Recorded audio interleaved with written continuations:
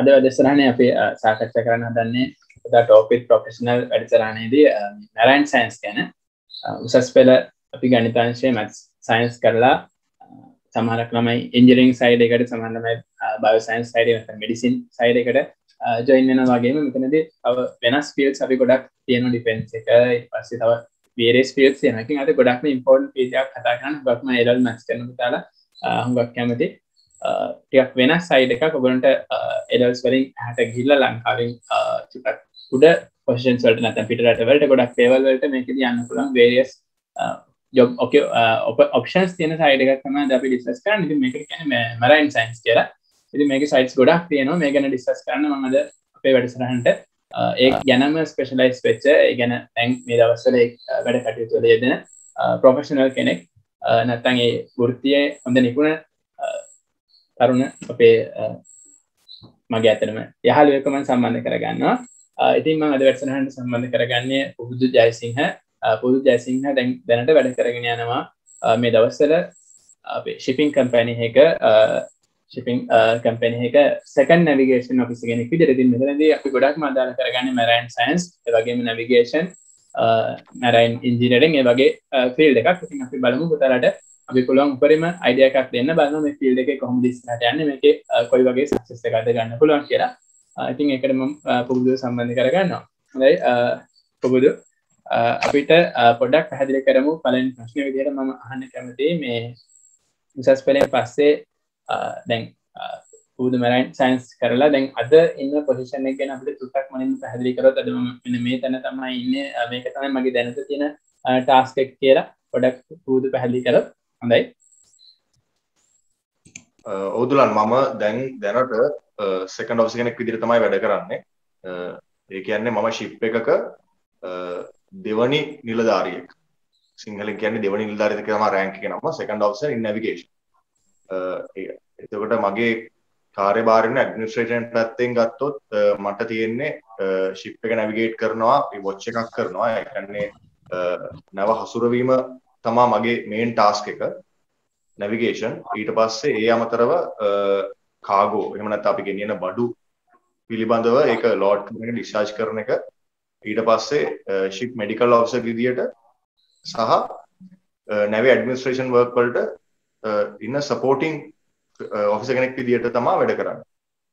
හොඳයි. සොලින් තමයි ඒල්ස් කරලා අපි සිනෙක් මම ඉගෙන ගත්ත එක. ඊළඟට මම හයර් ස්ටඩීස් වල තෝරගත්තේ සිනෙක් මරින් කැම්පස් එක. ඒකට ඇප්ලයි කළා මුලින්ම අපිට තිබ්බා ඉන්ටර්විව් එකක්. ඒකෙදි පළවෙනිම මුලින්ම තිබ්බේ ඇප්ටිටියුඩ් ටෙස්ට් එකක්. ඒකේ ෆීල්ඩ්ස් තුනක් මේන්ලි තියෙනවා, මැත්ස්, සයන්ස්, ඉංග්‍රීසි. ඊට පස්සේ ඊට අමතරව ජෙනරල් නොලෙජ් පේපර් එකකුත් තියෙනවා. ඊට පස්සේ ඉන්ටර්විව්ස් සීරීස් එකක් තියෙනවා. ඒකෙන් තමයි අපිව මේ අදාළ කෝස් එකට සිලෙක්ට් කරගන්නේ. ඊට පස්සේදී මුලින්ම මාස 6ක ට්‍රේනින් එකක් ඇකඩමික්. ඊට පස්සේ ෂිප් එකේ 1 year ට්‍රේනින් එකක්. ඊට පස්සේ ආපහු මාස 6ක ඇකඩමික් ට්‍රේනින් එකක්. ඊට පස්සේ ආපහු පාරක් ෂිප් එකේ අවුරුද්දක ට්‍රේනින් එකක්. ඊට පස්සේ ආපහු අවුරුද්දක ඇකඩමික් ට්‍රේනින් එකකට පස්සේ තියෙන එක්සෑම් එකකින් තමයි අපිට ඔෆිසර් කෙනෙක් වෙන එක්සෑම් එකට ෆේස් කරන්න පුළුවන්. ඊට පස්සේ මම ජොයින් වෙනවා මේ තර්ඩ් ඔෆිසර් කෙනෙක් විදියට ෂිප් එකට. ඊට පස්සේ by experience second officer rank එකට ප්‍රොමෝට් වෙනවා. ඒක තමයි රූට් එක. හොඳයි. පැහැදිලි. එතකොට අපිට මේක ටිකක් පැහැදිලි කරන්න ඔකට සම්බන්ධයෙන් දැන් A level වලින් පස්සේ දරුවෙක් උතන්ට යමු වෙනවා නම් A level උසස් පෙළ මම හිතන්නේ ජීව විද්‍යාව සහ ගණිතාංශය කරලා ඔකට ඔය marine science වලට යන්න පුළුවන්. ඒතර ඒකෙදී මේ ඒ සම්බන්ධයෙන් තියෙන ආයතන මොනවද කියලා කෙටියෙන් කිව්වොත් මෙන්න මේ ආයතන ටික තමයි තියෙන්නේ. ඒකෙන් දැන් පුබුදු සිනෙක් ආයතනය තෝරගෙන තියෙනවා. ඒ අරන අනිකුත් ඔප්ෂන්ස් ටික පොඩ්ඩක් කෙටියෙන් නම් විදිහට කිව්වොත්. ඔව්, දැනට රජයේ ආයතනයක් විදිහට NDT ආයතනයෙන් මේ ෆීල්ඩ් එකට එන්න පුළුවන්. ඊට අමතරව දැන්ට ලංකාවේ තියෙන ලොකුම ෆැසිලිටි තියෙන ප්ලේස් එක සිනෙක් මරින් කැම්පස් එක. ඊට පස්සේ තවත් තියෙනවා මක්මරින් කියලා කම්පැනි එකක් තියෙනවා. ඒකෙත් මේ ස්ටඩීස් මරින් සයන්ස් ස්ටඩි කරන්න පුළුවන්. ඒ තුන තමයි දැන්ට ලංකාවේ මේන්ලි තියෙන්නේ. හොඳයි. එතකොට ඒකෙදි මේ මම හිතන්නේ වැඩිම සිසුන් සංඛ්‍යාවක් දැනට සහභාගී වෙන්නේ ඔය කියන සිනෙක් ආයතනයේ ප්‍රධානම ආයතනය නිසා. එතකොට අපිට මේක අපිට පොඩක් මැරයින් සයන්ස් එක අඳුනලා දෙන්න මැරයින් සයන්ස් කියලා කියන්නේ කොයි වගේ ශ්‍රේෂ්ඨ වලටද ඒක සම්බන්ධ වෙන්නේ නැවිගේෂන් වගේම හිතන් තවත් ෆීල්ඩ්ස් කීපයක් ඇති. එතකොට ඒව ගැන කොහොමද පොඩි අපිට කෙටි හැඳින්වීමක් කරන්න මැරයින් සයන්ස් මෙන්න මේ වගේ පැතිවලට බෙදෙනවා. දැන් ඒ සියල්ල දෙයටම මම හිතන්නේ කෝසස් සිනෙක් වල තියෙනවා. කොයි වගේ පැතිද අපිට තියෙන මැරයින් සයන්ස්? ඔව් දුලන් දැන් මේ ෆීල්ඩ් එකේ කියන්නේ ෂිප් එකක් ඇතුලේ වර්ක් කරනවා. ෂිප් එකක් ඇතුලේ වර්ක් කරනවා නම් මරින් සයන්ස් මරින් ෆීල්ඩ් එකේ යටතේ මරින් සයන්ස් නැත්නම් නැවිගේෂන් තියෙනවා. ඊට පස්සේ මරින් ඉංජිනේරින්ග් තියෙනවා. ඊට පස්සේ මරින් ඉලෙක්ට්‍රිකල් ඉංජිනේරින්ග් තියෙනවා. ඕක තමයි මේන් ෆීල්ඩ් තුන. ඔය තුනම සිනෙක් කැම්පස් එකේදී ස්ටඩි කරන්න පුළුවන්. හොඳයි. ඒක එක ෆීල්ඩ් එක ගැන අපිට පොඩියෙන් කෙටි හැඳින්වීමක් කරත් මෙන්න ඉංජිනේරින්ග් වල මේවා තමයි. ඒ කියන්නේ පොඩි විස්තරයක් කරත් ඒක එක ෆීල්ඩ් එක ගැන කෙටි. ඔව් නැවිගේෂන් ෆීල්ඩ් එක ගත්තොත් තියෙන්නේ මේන් ජොබ් එක as the name says navigation. navigate කරන එක තමයි තියෙන්නේ ජොබ් ටාස්ක් එකේ මේන් ප්‍රයිමරි ටාස්ක් එක විදියට. ඊට පස්සේ මරින් ඉංජිනේරින්ග් කියලා කියන්නේ මේන්ටෙනන්ස් ඉංජිනේරින්ග් නැවේ එන්ජින් එක ඔක්සිලරි engine and other systems maintain කරන එක තමයි ඒගොල්ලන්ගේ ජොබ් එක නැව ඇතුලේ ඉඳගෙන. ඊට පස්සේ මරින් ඉලෙක්ට්‍රිකල් ඉංජිනේරින්ග් කියන්නේ එයා ඉලෙක්ට්‍රිකල් and ඉලෙක්ට්‍රොනික්ස් ඉගෙනගෙන ෂිප් එකට ජොයින් වෙන්නේ ඉලෙක්ට්‍රිකල් ඉංජිනේර කෙනෙක් විදියට. එයාගේ ටාස්ක් එකක් තියෙන සිස්ටම්ස් රන් කරගෙන ඉන්න එක තමයි එයාගේ ටාස්ක් එක වෙන්නේ ප්‍රයිමරි. ඊට අමතරව මම හිතන්නේ මැත් සයන්ස් ෆීල්ඩ් එකේ ඉන්න මේ ස්ටුඩන්ට් කෙනෙක් ඉන්ට්‍රස්ට් වෙයි කියලා බට් ඊට අමතරව කේටරින් ෆීල්ඩ් එකක් තියෙනවා. හොඳයි. එතකොට මේ මැත් සයන්ස් වල දේව දැන් ෂිප් එකකට සම්බන්ධ ඔය ටික ඇරෙන්න මේ ෂිප් එක අරුණාම මම හිතන්නේ සිනෙක් කැම්පස් එකේ තවත් මැරයින් සයන්ස් වල එක ඔප්ෂන්ස් තියෙනවා. මට පොඩ්ඩක් ඒ කියන්නේ කෙටියෙන් කියන්න හාබර් එක සම්බන්ධයෙන් මොනවද තියෙනවද ඩොක්යාඩ් එක සම්බන්ධයෙන් නැත්නම් ලොජිස්ටික්ස් කාගෝ කම්පැනි ෂිපින් කම්පැනිස් කියන පොඩ්ඩක් කෙටියෙන් බුදුගේ අදහස කිව්වොත් මෙන්න මෙහෙමයි පැත්තට යමු වෙනවා නම් යන්නේ කියලා. ඔව් සිනෙක් එකේ මරින් සයන්ස් වලට ලින්ක් වෙච්ච ෆීල්ඩ්ස් විදියට ලොජිස්ටික් තියෙනවා. ඒ කියන්නේ කාගෝ ප්ලෑනින් කාගෝ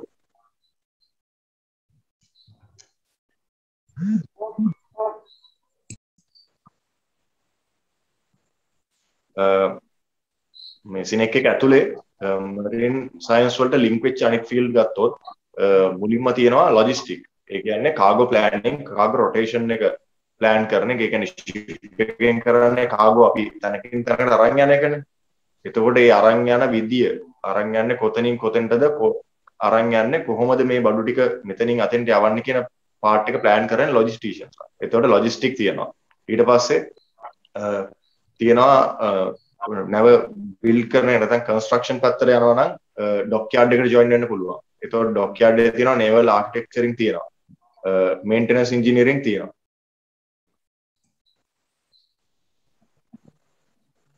ඊට පස්සේ ඒ අරෙන්න නව ෂිප් එක කියන්නේ ෂිප් එක පෝට් එකට ආවම එතනදී කරන ටාස්ක් එකක් තියෙනවා. එතකොට ඒකත් මේන්ටෙනන්ස් ඉංජිනේරින්ග් වලට සම්බන්ධ ෆීල්ඩ් එකක්. ඒ පාර්ට් එක සිනෙක් එකේදීම ඉගෙන ගන්න පුළුවන්. හොඳයි. ඔබ දකින විදිහට ඒ ෆීල්ඩ්ස් වලින් සාමාන්‍යයෙන් A level දරුවෙක්ම වෙනවා නම් සාමාන්‍යයෙන් හොඳම ඉහළ තලයේ වැටු ශ්‍රේෂ්ඨයකට යනවා නම් කොයි ශ්‍රේෂ්ඨයද ඔබ යෝජනා කරන්නේ මේ පැත්තට ගොඩක් ඉහළට යන්න පුළුවන් කියන්නේ. ඔව් දැන් දුලන් මම දන්න තරමින් නැවක් ඇතුලේ වැඩ කරන එක තමයි සැලරි වලින් ගත්තොත් වැඩියෙන්ම ඉක්මනටම වැඩියෙන්ම සැලරි එන ෆීල්ඩ් එක ෂිප් එකකට ජොයින් වෙන එක. يعني ෂිප් එක සේලින් ඔෆිසර් කෙනෙක් විදිහට වැඩ කරන එක තමයි ඉක්මනටම හම්බෙන්නේ. එහෙම නැතුව ඒ කියන්නේ ලොකු දිග එම් එකක් තියාගෙන දිග කාලයක් ගිහිල්ලා හොඳ පොසිෂන් එක සෙටල් වෙන කෙනෙක් නම් එතකොට නේවල් ආකිටෙක්චරින් හරි ඩොක්යාඩ් එකේ හරි ජොයින් වෙලත් ඒගොල්ලන්ට උඩට ගිහිල්ලා අන්තිමටම හොඳ සැලරි එකක් ගන්න පුළුවන්. ඉක්මනින්ම හොඳ සැලරි එකක් හම්බෙනවා නම් හම්බෙන්නේ මරින් ඉංජිනේර කෙනෙක් හරි නැවිගේෂන් ඔෆිසර් කෙනෙක්ට හරි තමයි. හොඳයි. හරි. එහෙනම් අපි පුබුදුගේ ශ්‍රේෂ්ඨයට යමු. පුබුදුගේ ශ්‍රේෂ්ඨයේදී මම හිතන්නේ නැවිගේෂන් ඔෆිසර් කෙනෙක් විදිහට කොයි වගේ කාර්යභාරයක්ද පුබුදු ඉස්සෙල්ලා පැහැදිලි කරලා අපිට ආරම්භයේදී මෙන්න මේක තමයි තියෙන්නේ කියලා. එතකොට දැන් සිනෙක් කැම්පස් එකේදී නැවිගේෂන් ඔෆිසර් කෙනෙක් වෙන්නේ අර කියන කොටස් ටික කියලා අපි මූලිකව පොඩ්ඩක් කිව්වොත් එතනට එනකොට ආරම්භයේදී පාඨමාලා ගාස්තුව කොහොමද උසස් පෙළ සුදුසුකම මොකක්ද ඒ වගේම කොයි වගේ විභාගද මේකෙදී තියෙන්නේ කියලා. ඔව් මුලින්ම මම ක්වොලිෆිකේෂන් ගැන කිව්වොත් මරින් සයන්ස් කරන්න හරි ඒ කියන්නේ ඔෆිසර් කෙනෙක් වෙන්න ඉගෙන ගන්න ඕන නම් මම අර ඔෆිසර් කෙනෙක් වෙන්න ඉගෙන ගන්න කියන ටර්ම් එක පාවිච්චි කරන්නේ අපි අර රෑන්ක්ස් වලින් කිව්වම මේක එච්චර පැහැදිලි වෙන්නේ නැති නිසා ඔෆිසර් කෙනෙක් වෙන්න ඉගෙන ගන්න උමනා නම් පළවෙනි ක්වොලිෆිකේෂන් එක වෙන්නේ එයා මැත්ස් හරි සයන්ස් හරි ඒ ලෙවල් වල ස්ටඩි කරලා තියෙනවා. එතකොට එයාට පුළුවනි ඉන්ටර්විව් එකට මේ ඇප්ටිටියුඩ් ටෙස්ට් එකට ෆේස් කරන්න. ඒතර එතෙන්දී ඇප්ටිටියුඩ් ටෙස්ට් එක පාස් වුණාට පස්සේ ඒ පාස් වෙන කට්ටියව අර ඉන්ටර්විව් සීරියස් එකක් දිගේ යවලා තමයි සිලෙක්ට් කරගන්නේ. එතකොට හොඳම දේ මැත්ස් හරි සයන්ස් හරි කරලා පාස් වෙලා මෙතෙන්ට එන එක තමයි. හොඳයි. ඒකත් එක්කම දැන් ඊට පස්සේ සිනෙක් කැම්පස් එකට සම්බන්ධ වුණාට පස්සේ මම හිතන්නේ ඒක පාස් කියන්නේ ඉන්ටර්විව් එකකින් කොච්චර ප්‍රමාණයක් විතර පාස් කරගන්නවද සාමාන්‍ය ළමයි කොච්චරක් විතර එන බැච් එකකින් ප්‍රතිශතයක් විතර කිව්වොත් ප්‍රතිශතයක් විදිහට කිව්වොත් දැන් මම හරියටම දන්නේ මම ගියපු ඉයර් එකේ අපි අපි A level කරපු ස්ටුඩන්ට්ලා 300ක් විතර ඇප්ටිටියුඩ් ටෙස්ට් එකට ආවා. එතනින් අපි 34 දෙනෙක් තමයි කෝස් එකට සිලෙක්ට් වුණේ. ඒතකොට 10% වගේ ප්‍රමාණයක් තමයි 10ක් 15ක් වගේ ප්‍රමාණයක් තමයි ෆයිනලි කෝස් එකට සිලෙක්ට් වෙන්නේ. හොඳයි. ඊට පස්සේ දැන් මේක ඇතුළතදී විභාග පවත්වාගෙන ක්‍රමවේදයකට යනවා ඇකඩමික් සහ ප්‍රැක්ටිකල් කියලා දෙකම මම හිතන්නේ තියෙන මේ ඉන්ඩක්ෂන් එකත් එක්ක සයිට් එකයි දෙකෙන් නැවෙත් එක්කලා එහෙම ට්‍රේනින් එකක් යනවා. ඒක ඇතුළතදී කොහොමද මේ විභාගවල පොකුද ඒ කියන්නේ විභාග කොහොමද ගොඩක් සාමාන්‍යයෙන් පහසුද ඒකෙදි නැත්නම් විභාග අතරතුර ළමයි අයින් වෙන අය ඉන්නවද ජොයින් වෙන ටික අවසාන වශයෙන් අර අවුරුදු 5ම ගත කරනවද අවුරුදු 5ක් තියෙනවා කියලා කිව්වනේ. ඔව්. ඒතර දුනා මම මෙහෙම මේ මුලින් මම කියන්නම් මේකේ ඩිග්‍රී එක කම්ප්ලීට් කරන්න යන සිස්ටම් එක. ඒ කියන්නේ අපි සාමාන්‍ය කෝස් එකක් විදියට සාමාන්‍ය කෝස් එකකට සාමාන්‍ය ඇකඩමික් අවුරුදු 4ක් හෝ 5ක් ඉගෙනගෙන ෆයිනල් එක්සෑම් එකට ඉවර කරලා එක්සෑම් එකට ෆේස් කරලා ඊට පස්සේ ජොබ් එකට යන එක නෙවෙන්නේ. මේකෙදි එහෙම නෙමෙයි වෙන්නේ. මේකෙදි වෙන්නේ මුලින්ම පළවෙනි ෆ්‍රේස් ඇකඩමි එක ගත්තොත් A level කරන ළමයෙක් A level ඉවර කරලා යාගේ රිසල්ට් එකත් අරගෙන මේ ඉන්ටර්විව්ස් වලට ෆේස් කරලා ටෙස්ට් එක ලියලා කෝස් එකට සිලෙක්ට් වෙලා ඇවිල්ලා මුලින්ම ඇකඩමික් ෆ්‍රේස් එකක් තමයි තියෙන්නේ. දැන් නැවිගේෂන් කැඩට් කෙනෙක්ට අපි මුලින්ම ජොයින් වෙන්නේ කැඩට් කෙනෙක් විදියට. කැඩට් කෙනෙක් මුලින්ම නැවිගේෂන් නම් තෝරගන්නේ යා මාස 6ක් ඇකඩමික් තමයි තියෙන්නේ. ඒ කියන්නේ මාස 6ක් ඉන් හවුස් ඉඳගෙන එතකොට එතෙන්දී හොස්ටල් එකක් දෙනවා. දීලා ඒ හොස්ටල් එකේ ඉඳගෙන තමයි ෆුල් ස්ටඩි එක කරන්න ඕනේ. ඒතර මේකේ පළවෙනි මාස 6 ඇකඩමික් ඊට පස්සේ ඊළඟ අවුරුද්ද යනවා ෂිප් එකකට ප්‍රැක්ටිකල් එක්ස්පීරියන්ස් එක ගන්න. ඒක අරගෙන ආපහු ඇවිල්ලා මාස 6ක් ආපහු ස්ටඩි කරලා එක්සෑම් එකක් තියෙනවා. ඊට පස්සේ ආපහු තවත් අවුරුද්දකට යනවා ෂිප් එකට කැඩට් කෙනෙක් විදියට.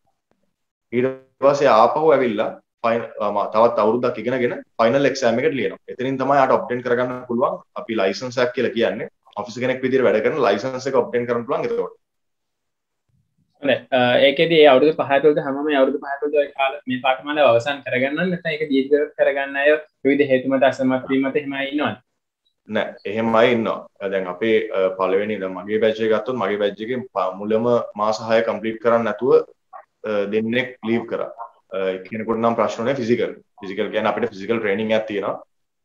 ඒක යට කම්ප්ලීට් කරන්න බැරි නිසා එයා ඉන්නවා. ඊට පස්සේ ඊළඟ කියන්නේ නැගී අර මේ ෆේස් 2 එකේදී ෂිප් එකේ වැඩ කරන අවුරුද්දේදී තවත් එක්කෙනෙක් අර කියන්නේ ෂිප් එකට ගියාම අවුරුද්දක් එක දිගට ඉන්න වෙනවනේ. අපි කරද්දී තිබ්බ විදියට දැන් නම් මාස 9ක් වෙනකන් ඒක අඩු කරලා තියෙනවා. දැන් ජොයින් වෙන ළමයෙකුට මාස 9යි එකපාර ඉන්න වෙන්නේ ෂිප් එකක.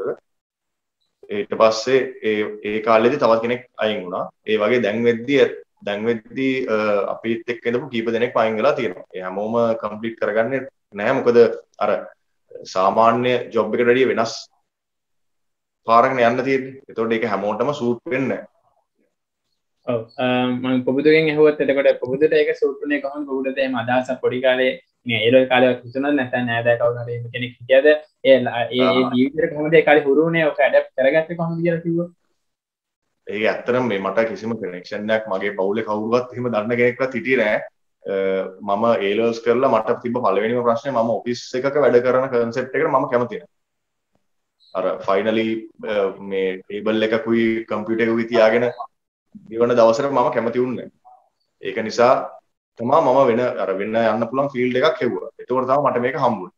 ඊට පස්සේ මේකේ මේ ජොබ් ඩිස්ක්‍රිප්ෂන් එක අරගෙන ඊට පස්සේ සිනෙක් එකත් එක්ක මම කතා කරලා ඒගොල්ලන්ගේ විස්තර ඇහුවා මට හිතුණා මේ ෆීල්ඩ් එක මට සර්වයිව් වෙන්න පුළුවන් ෆීල්ඩ් එකක් මට මේක කරන්න පුළුවන් කියලා. එහෙම විතර තමයි ජොයින් වුනේ. හොඳයි. ඉතින් ඒක හන්ද අපේ ඒවල් පුතාලට ඒ ගැන අදහසක් තියෙනවා කැමැත්තක් තියෙනවා මම හිතන්නේ ෆිල්ම්ස් වල අරගෙන ගොඩක් නෑ බොහොම දැකලා තියෙනවා. ඒ ගැන අදහසක් තියෙනවා. ඉතින් ඒකත් එක්ක මේ කොහොමද ඒ ස්ටාෆ් එකට දෙන්නේ වෙන්නේ කියලා. හොඳයි. දැන් අපි නැවිගේෂන් ගැන කතා කරලා අපිට පොඩි දෙයක් මිස් වුණා. මේ ඒකේ අර පාඨමාලාවේ දැන් මේ දවස්වල කොස්ට් එක කොච්චරක් විතර වෙනවා කියලා අපිට එස්ටිමේට් කරන්න පුළුවන්ද දල වශයෙන් කිව්වොත්? සහයක ගෙවන මිලියන ඔව් දැන්ට ලක්ෂ 12ක් වගේ ෆ්‍රේස් පළවෙනි ෆ්‍රේස් එකට. අර ඇකඩමික් මාස 6ට ලක්ෂ 12ක් වගේ ගාණක් පේ කරන්න ඕන ඩොලර් එකේ රේට් එකත් එක්ක වෙනස් වෙනවා. මොකද ඩොලර් වලින් තමයි ගෙවන්න තියෙන්නේ. දැන්ට ලක්ෂ 12ක් විතර ගෙවන්න ඕනේ. ඒක ඉන්ස්ටෝල්මන්ට්ස් දෙකකට ගෙවන්න chance එක සිනෙක් එකෙන් දීලා තියෙනවා. මම ඇත්තටම අනිත් අතර ගැන මට අදහසක් නැහැ. සිනෙක් එකේ ඒකේ ඉන්ස්ටෝල්මන්ට්ස් දෙකකට මුලින් භාගයක් ගෙවලා ඉතුරු භාගේ පාඨමාලාව කරගෙන යන අතරතුරේදී ගෙවන්න chance එකක් දීලා තියෙනවා. ඊට පස්සේ ප්‍රොසෙස් වලට ආපහු ගෙවන්න අවශ්‍ය වෙනවා. ඒ ගෙවන්න අවශ්‍ය ගාණ අර මම මුලින්ම මෙන්ෂන් කරානේ මාස 6ක් අපි ඇකඩමික් ඉඳලා ඊට පස්සේ මාස 9කට හෝ අවුරුද්දකට ෂිප් එකට යනවා කියලා. අන්න ඒ කාලෙදී අපි වැඩ කරන්නේ කෙඩිට් කෙනෙක් විදියට. ඒතකොට අපිට සැලරි එකක් නෙමෙයි allowance එකක් ගෙවනවා. ඒ allowance එක සාමාන්‍යයෙන් හරියට මැනේජ් කරගත්තොත් ඒකෙන් අර ඔෆිස් කෙනෙක් වෙන එක්සෑම් එක දක්වා ඒ allowance එකෙන් රන් වෙන්න පුළුවන්. මම කරත් එහෙම තමයි. ඔව් ඒ allowance එක ගෙවන්නේ මේ දැන් සිනෙක් එකෙන්ද එහෙම නැත්නම් shipping company එකෙන්ද? නෑ shipping company එකෙන් තමයි ගෙවන්නේ. හරි. ඒ කියන්නේ ඔව් ඒක ඇත්තට වැඩ කරනකොට ඒගොල්ලෝ ඒකට පොඩි දීමනාවක් ගෙවනවා ඉන්ඩක්ෂන් පීරියඩ් එකක් වගේනේ. ඔව් හොඳයි. ඒක ඇත්තට අපිට පැහැදිලි මේ මට දැනගන්න තව අතු ප්‍රශ්න තියෙනවා. ඒ කාලේදී නිවාඩු එහෙම හම්බ වෙනවද? දැන් කැම්පස් එකට ගෙනාලා සමහර නිවාඩු හම්බ වෙනවා. ගෙදර ඉන්නවා වැකේෂන් එකක් තියෙනවා. එහෙම දෙයක් තියෙනවද? නැත්නම් අර ඇකඩමික් කාලේ උදේ හවස ගෙදර යන්න පුළුවන් එහෙමද? කොහොමද? නෑ ඒ පළවෙනි මාස 6ේදී එහෙම උදේ හවස ගෙදර යන්න බෑ. ඒක ඉන්හවුස් ට්‍රේනින් එකක්. ඒ අතරේදී අපිට මුල පළවෙනිම නිවාඩුව හම්බුණා දවස් දෙකක් මාස එකමාරක් ගියාට පස්සේ. ඊට පස්සේ මාස දෙකකට පාරක් වගේ තව මාස දෙකකින් ආපහු දවස් කිහිපයක් දවස් 3ක් විතර වගේ වැකේෂන් එකක් හම්බ වෙනවා. ඒ අතර ඒ කියන්නේ අපිට මුලින් ප්ලෑන් එකේ එහෙම නෑ. නමුත් අතරමැදදී අර ගවර්න්මන්ට් හොලිඩේස් එක ලොකු හොලිඩේ එකක් හම්බුනහම අපිට ගෙදර යන්න chance එකක් දෙනවා. නැත්තම් මාස 6ම සිනෙක් එක තුල ඉන්න එක තමයි ස්ටෑන්ඩඩ් එක. කියන්නේ සිනෙක් ආයතනය තුල එහෙම නේවාසික පහසුකම් වෙනම තියෙනවා කෑම බීම ඒවා එකවරම අර ගස්තුව තීරණය වෙන්නේ නේ. ඔව්. ඒ අවශ්‍ය හැමදේම තියෙනවා. දැන් ක්‍රෙඩිට් බැජ් එකක් ගත්තොත් ඒ මුළු බැජ් එකම කන්ඩේට් කරන්න ඒගොල්ලොන්ට ඉන්න නිදා ගන්න වෙන අපිට අවශ්‍ය ඔක්කොම ටික ඒක ඇතුලේ තියෙනවා. හරියටම කිව්වොත් නැවක ෆන්ක්ෂන් එක නැවක අපි ෆන්ක්ෂන් වෙන විදිහටම ෆන්ක්ෂන් වෙන්නේ ඒක ඇතුලේ සම්පූර්ණ ෆැසිලිටිස් තියෙනවා. ඔව් හරි. හොඳයි. එතකොට අපි ඒ ෆීල්ඩ් එක ගැන දැනගත්තා. මට තව දෙයක් දැනගන්න තියෙනවා. පුබුදු අපේ A levels වලදී මේ ගර්ල්ස්ලා බොයිස්ලා දෙගොල්ලම ඉන්නවා. දුවල පුතාලා දෙගොල්ලම ඉන්නවා. ඉතින් මේකෙදි මේ පුබුදු දකින්න විදිහට මේ percentage එකක් විතර මේකේ මේ කොහොමද ගර්ල්ස්ලාගේ දායකත්වය බොයිස්ලාගේ දායකත්වය මේක ගැලපෙන්නේ කාටද? ඒ ගැන පොඩි අදහසක් කියන්න කිව්වොත්. ලංකාවේ මම දැකලා තියෙන්නේ ලේඩි ඔෆිසර්ස්ලා බොහෝම අතලොස්සයි. හරිම අතලොස්සක් තමයි මම දැකලා තියෙන්නේ. නමුත් මේකේ දැන් අනිත් රටවල් ගත්තොත් මේ ලේඩි ඔෆිසර්ස්ලාත් සෑහෙන ප්‍රමාණයක් ඉන්නවා. නමුත් අපි හැමෝම දන්නවා වගේ මේ ෆීල්ඩ් එක ගොඩක් වෙන්නේ පිරිමි අය තමයි. මේ හැබැයි ලේඩිස්ලාට මේක කරන්න බැරි ජොබ් එකක්වත් කරන්න හොඳ නැති ජොබ් එකක්වත් නෙමෙයි. මේකේ ලේඩි ඔෆිසර්ස්ලා ඉන්නවා. සහ ඒගොල්ලෝ කැප්ටන්ලා වෙලා ඉන්නවා, චීෆ් එන්ජිනියර්ස්ලා වෙලා ඉන්නවා. ඒ කියන්නේ දැන් අපි නැවිගේෂන් ෆීල්ඩ් එකෙන් ගියත් යන්න පුළුවන් උඩම රෑන්ක් එක ෂිප් එකක් කරලා කැප්ටන් කෙනෙක්නේ. ලේඩි කැප්ටන්ස්ලා ඉන්නවා. ඒතකොට ඒගොල්ලන්ට කරන්න පුළුවන්. නමුත් ලංකාවේ ඇතුලේ තියෙන ට්‍රෙන්ඩ් එක ගොඩක් අඩුයි. දුලාන් මම මොන වගේ අයටද මේක ගැලපෙන්නේ කියලා.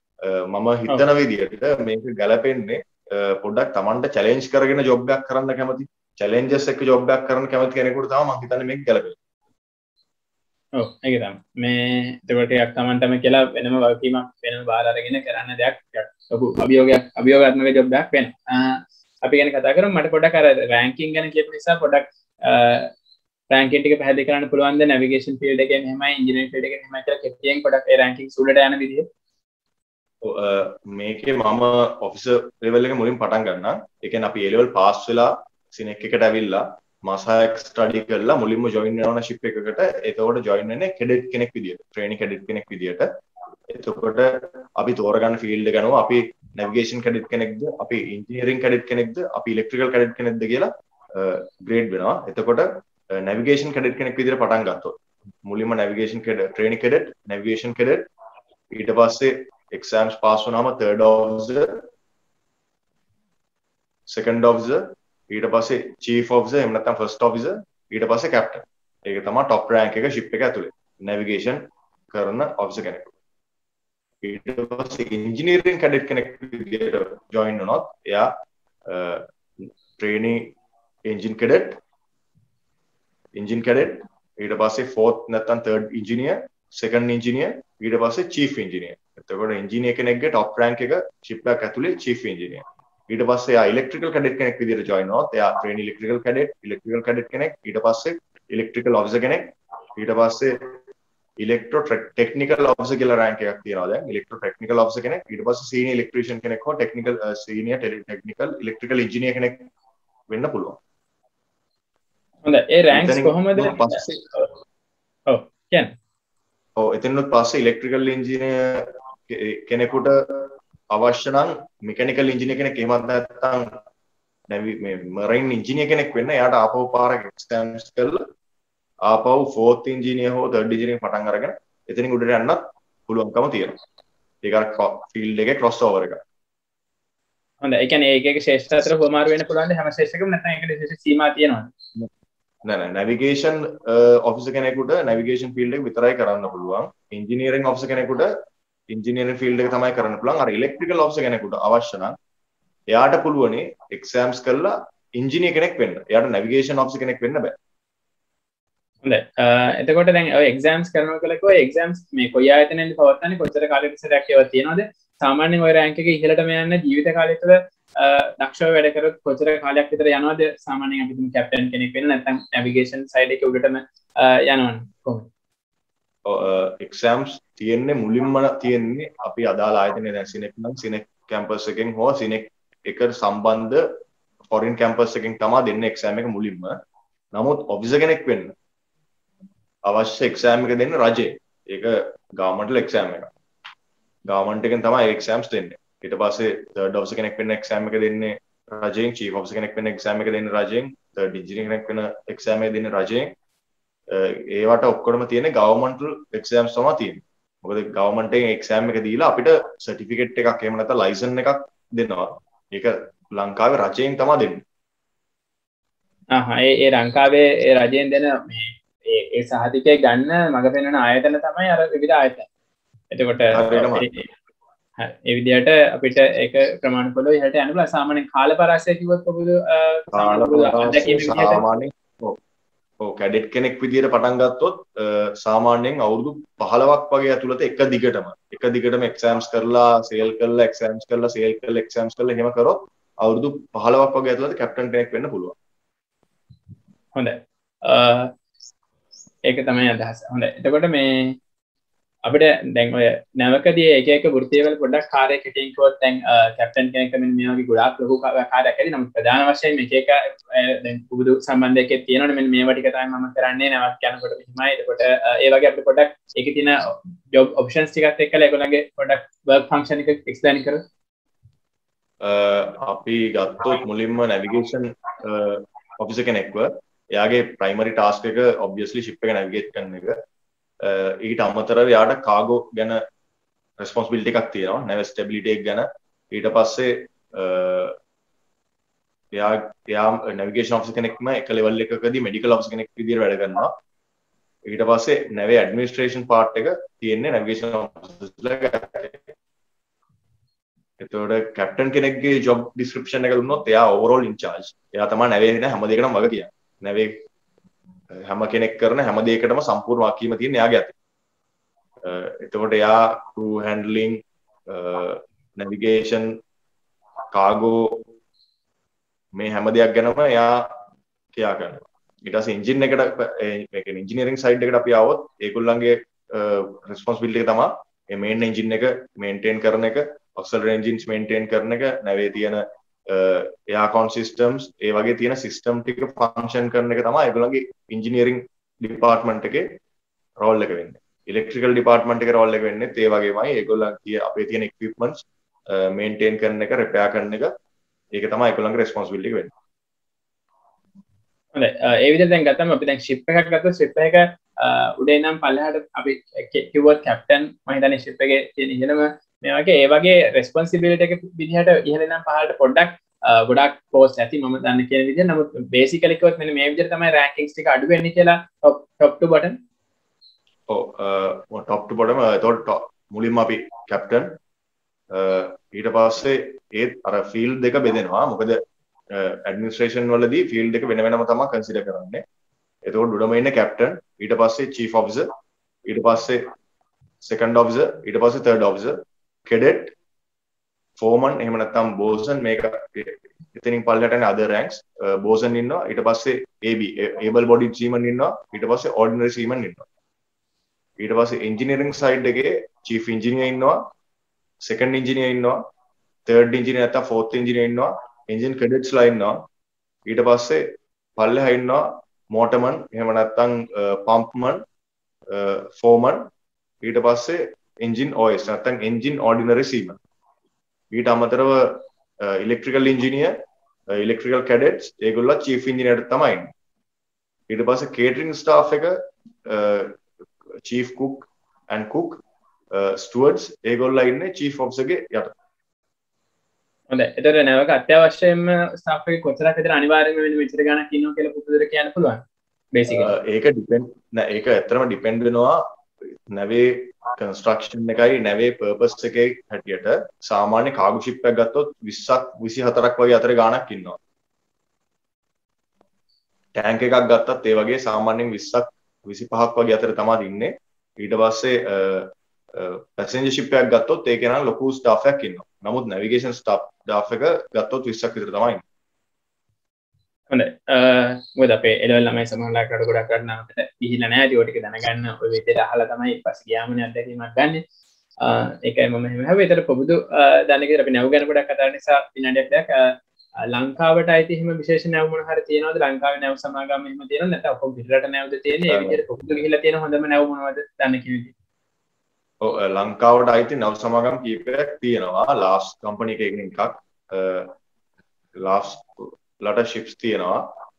ඊට අමතරව අපේ පොලිටිෂියන් කීප දෙනෙක් ශිප්ස් තියෙනවා. මම ඒවා දැනට ඔපරේට් වෙන්නේ ඒගොල්ලන්ගේම කම්පැනිස් වලින්. ඒ අරගෙන මම වැඩ කරන්නේ ජර්මන් කම්පැනි එකකට කාගෝ ෂිප් එකක්. කාගෝ ෂිප්ස් තමයි ඒගොල්ලන්ට තියෙන්නේ. ඒගොල්ලන්ට කන්ටේනර් ෂිප්ස්, බල්ක් ෂිප්ස්, ටැංකර්ස් තියෙනවා. එතකොට ලංකාවට අයිති පැසෙන්ජර් ෂිප්ස් නැහැ. ඒ පැසෙන්ජර් ෂිප්ස් වලටත් අපේ ෆීල්ඩ් එකෙන් ගිහිල්ලා පැසෙන්ජර් ෂිප් වලට ජොයින් වෙන්නේ මේ ෆීල්ඩ් එකම තමයි. ඔව් අර ෂිප්ස් වල වර්ග ටික පොඩ්ඩක් පැහැදිලි කරොත් මේ පොබුදු මොන අපි ඒක පොඩ්ඩක් දන්නේ නැහැ. කොයි වගේ වර්ගද ෂිප්ස් වල තියෙන්නේ? දැන් පැසෙන්ජර් ෂිප්ස් වල කාගෝ ෂිප්ස් තියෙනවා. ඒ අරගෙන වෙනව තියෙනවද? ඒතර අර ටැංකර් කියලා කිව්වේ ඒකේ මොකක්ද අදහස? අපිට එච්චර දැනුමක් නැති නිසා පොඩ්ඩක් පැහැදිලි කරොත්. හරි. මේ ෂිප්ස් වර්ග කියන්නේ අර කැටගරයිස් වෙන්නේ ඒකේ අරන් යන දේ විදියට. එතකොට අපි අර දැකලා තියෙන කන්ටේනර්ස් පාරේ යන ඒ කන්ටේනර්ස් අරන් යන ෂිප්ස් තමයි කන්ටේනර් ෂිප් කියලා කියන්නේ. එතකොට ඒවා කාගෝ ෂිප්ස් වලට තමයි අයිති වෙන්නේ. ඒතර කාගෝ ෂිප්ස් අර්ථ තියෙනවා ඒ කන්ටේනර්ස් අරන් යන කන්ටේනර් ෂිප්ස්. ඊට පස්සේ බල්ක් කැරියර්ස් තියෙනවා. බල්ක් කැරියර්ස් කියලා කියන්නේ සිමෙන්ති, ගල් අඟුරු, ඊට පස්සේ දැන් ඒ අරගෙන ලංකාවට එනව ගත්තොත් සිමෙන්ති, ගල් අඟුරු එන පාම් පිටි ලංකාවට එන්නේ ඒ බල්ක් ෂිප් වල. ඒවයි අර වගේ පෙට්ටි වලට දාන්නේ ලොකු ටැංක්ස් වගේ තියෙනවා. අපි කාගෝ හෝල්ඩ්ස් කියලා කියන්නේ. ඒ හෝල්ඩ්ස් වල තමයි කාගෝ අරන් එන්නේ. ඒක තමයි බල්ක් කැරියර්ස් කියලා කියන්නේ. ඊට අමතරව අපි අර මෙන්ෂන් කරපු ටැංකර්ස් කියලා කියන්නේ ගෑස් නැත්නම් ඔයිල් අරන් යන ෂිප්ස්. ඒතකොට ටැංකර්ස් වල තියෙනවා ගෑස් ටැංකර්ස් වෙනම තියෙනවා, ඔයිල් ටැංකර්ස් වෙනම තියෙනවා. ඒ අරෙන්න තියෙනවා කැටල් කැරියර්ස් නැත්නම් ලංකාවේ නම් ඒව නෑ අත්‍තරම. කැටල් කැරියර්ස් නැත්නම් ලයිව් ස්ටොක් කැරියර්ස් කියලා ඔය මේ බැටළුවෝ, හරක් එහෙම රටවල් වලින් රටවල් වලට අරන් යන ඒවා තමයි ලයිව් ස්ටොක් කැරියර්ස් කියලා කියන්නේ. ඊට අමතරව තියෙනවා පැසෙන්ජර් ෂිප්ස්. ඒවා කරන්නේ අපි දන්න විදිහටම මිනිස්සු අරන් යන එක. ඒවා ටිකක් අර ලෙෂර් ක්‍රාෆ්ට්ස් ඒ අයිති වෙන්නේ ඒ කැටගරි එකටම තමයි. හොඳයි අපිට පොඩක් ෂිප්ස් වල නම් කිහිපයකින් සඳහන් කරන්න පුළුවන්ද ලෝකයේ තියෙන ජනප්‍රියම ඒ වගේ පොඩි අදහසක් ගන්න කෙනෙක්ට net එකේ උනත් සර්ච් කරලා හොයාගන්න පුළුවන්. නමුත් බේසිකලි පුදුක පැසෙන්ජර් ෂිප්ස් වලින් මෙන්න මේ වගේ ෂිප්ස් තමයි ලෝකෙ ප්‍රසිද්ධම ෂිප්ස්. එහෙනම් මොකද නම ගියපේව තියෙනවද? කොහොමද? නම ගියපු ඒවා කන්ටේනර් ෂිප්ස් නම් මම හිතන්නේ දැනට එවර් ගිවන් ෂිප් එක සුවස් කැනල් එක බ්ලොක් වෙච්ච එක හිස්ටොරිකල් ප්‍රශ්නයක් වුණා. ඒක තමයි මේ දවස්වල ජනප්‍රියම ටොපික් එකක් විදිහට යන්නේ. ඒක කන්ටේනර් ෂිප් එකක්. ඒක දිග මට මතක විදිහට මීටර් 400 ගණනක දිගක් තිබ්බා. ඒ අරන්න මර්ස්ක් කම්පැනි එකට තමයි ලොකුම ෆ්ලීට් එකක් තියෙන්නේ දැනට. මර්ස්ක් and MSC ඔය දෙක තමයි දැනට ලෝකේ තියෙන ලොකුම shipping companies වෙන්නේ. ඒගොල්ලන්ට container ships තමයි ඒගොල්ලන්ට අයිතිව තියෙන්නේ mainly. ඊට අමතරව bulk ships තියෙනවා. passenger ships මට මේක පාරට ඔළුවට නම් එන්නේ නැහැ. Costa Concordia කියලා ship එකක් දැනට අවුරුදු ගණනාවකට කලින් ඇක්සිඩන්ට් එකක් වෙලා ලෝකෙ ප්‍රසිද්ධ වුණා. ඒ අරෙන්න Titanic ship එක මම හිතන්නේ කට්ටියව හැමෝම දන්නේ නැති හැබැයි දැන් තියෙන ships උයි ඒකයි compare කරන්න බෑ. ඒ වගේ ships ටිකක් තමයි මගේ ඔළුවට එකපාර එන්නේ. ලංකාවේ අපිට ළඟදිම වෙච්ච සිද්ධි Express Pearl ship එක ඒක container ship එකක්. ඒකත් cargo ship එකක්ම තමයි. හොඳයි.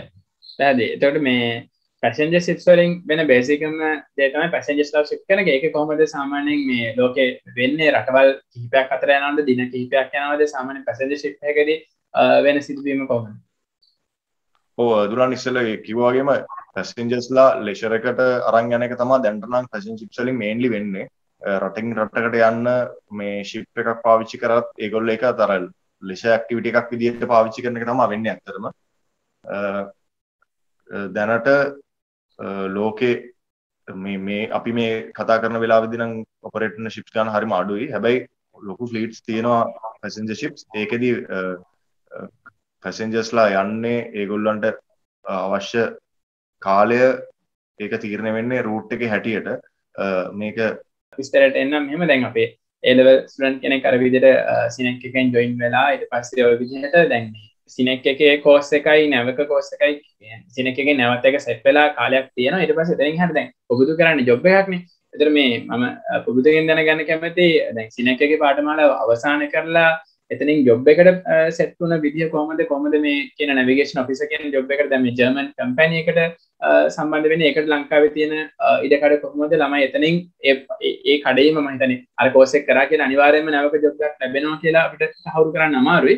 ඉතින් එතනදී මම හිතන්නේ කොහොමද මේ දෙක ගලප ගන්න එකට අරකෙදි කන්වර්සේෂන් එකක් කියලා එහෙම ඉවර වෙලා මේකත් එක්ක සම්බන්ධ වෙන කාලය ගියපුවා හැටි ඒ ගැන පොඩ්ඩක් හිතන්න. දුලන් ඊට අපි දැන් සිනෙක් එකේ පළවෙනිම ෆ්‍රේස් එක කරලා ඉවරුනහම ඒක එක්සෑම් පාස් වුණාම ඒකේ මාක්ස් වල හැටියට ගෲප් කරලා සිනෙක් එකෙන් අපිව ඉන්ටර්විව්ස් වලට යවනවා.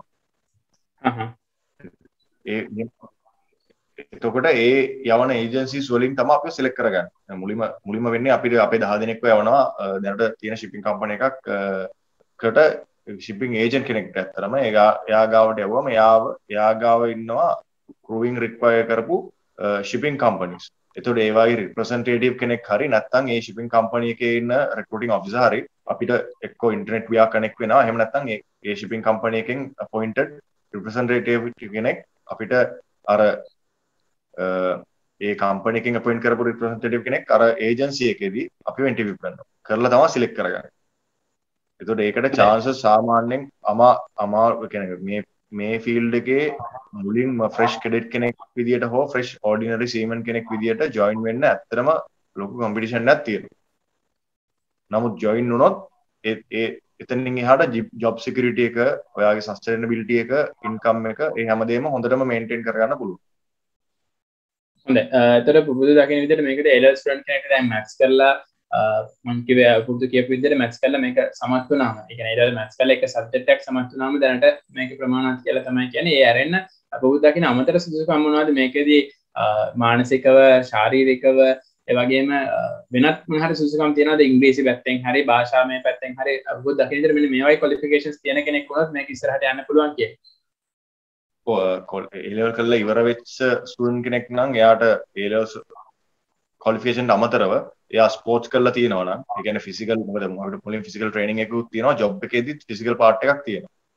ඒ නිසා ෆිසිකලි ඉන්වෝල්ව් වෙන ජොබ් එකක් නිසා ෆිසිකලි ෆිට්නස් තියෙනවා නම් හොඳයි. ඊට අමතරව ඉංග්ලිෂ් අවශ්‍ය වෙනවා අනිවාර්යෙන්. මොකද දැන් අපි වෙන රටක ඉන්න වෙනම කට්ටියක් එක්ක කමියුනිකේට් කරන්න වෙන ජොබ් එකක් නිසා ඉංග්ලිෂ් නොලෙජ් එක ඇත්තටම ලොකු වැදගත් පාර්ට් එකක් ප්ලේ කරනවා එතෙන්දී.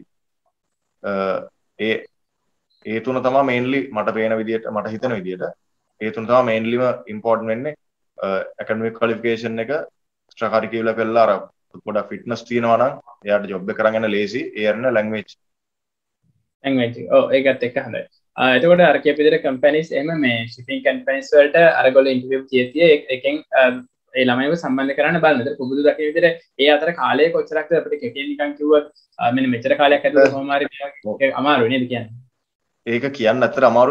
එතන සතිය ඒ කියන්නේ පළවෙනිම අපොයින්ට්මන්ට් එක හම්බෙන්න කෝස් එක කම්ප්ලීට් කරලා එක්සෑම් එක කරලා රිසල්ට්ස් ඇවිල්ලා ආපු වෙලාවෙ ඉඳලා සතියේ ඉඳලා මාස 6ක් වගේ කාලයක් යනකම් යන්න පුළුවන්. හොඳයි අපිට එතකොට මෙහෙම කිව්වොත් ඔය කෝස් එක කරලා නැවකට සම්බන්ධ නොවි වෙන කරන්න පුළුවන් යම් කිසි දෙයක් තියෙනවද? එහෙම නැත්නම් අනිවාර්යයෙන්ම ඔය කියන පැත්තටම එන්න අවශ්‍යයි. මේ කෝස් එක කරලා දැන් නැවිගේෂන් කෝස් එක කරලා නම් ඒ කියන්නේ නැවිගේෂන් ඔෆිසර් කෙනෙක් වෙන්න ඉගෙනගෙන නැවකට නගින්න නැතුව මේ කරන ජොබ් එකක් ඇත්තටම නැහැ.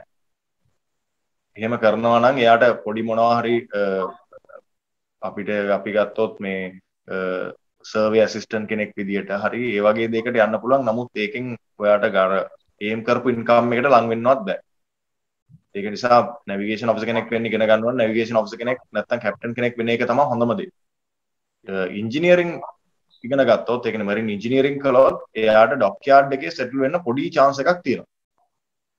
ඉලෙක්ට්‍රිකල් ඉංජිනියරොත් එහෙමයි ඩොක්යාඩ් එකේ පොඩි chance එකක් තියෙනවා. නමුත් අර ඒම් කරපු ඉන්කම් එකට යන්න බෑ. නමුත් නැවිගේෂන් ඔෆිසර් කෙනෙකුට වැඩිය ඉංජිනියරින් ඔෆිසර් කෙනෙකුට ඩොක්යාඩ් එකේ ඕපනින්ග්ස් තියෙනවා.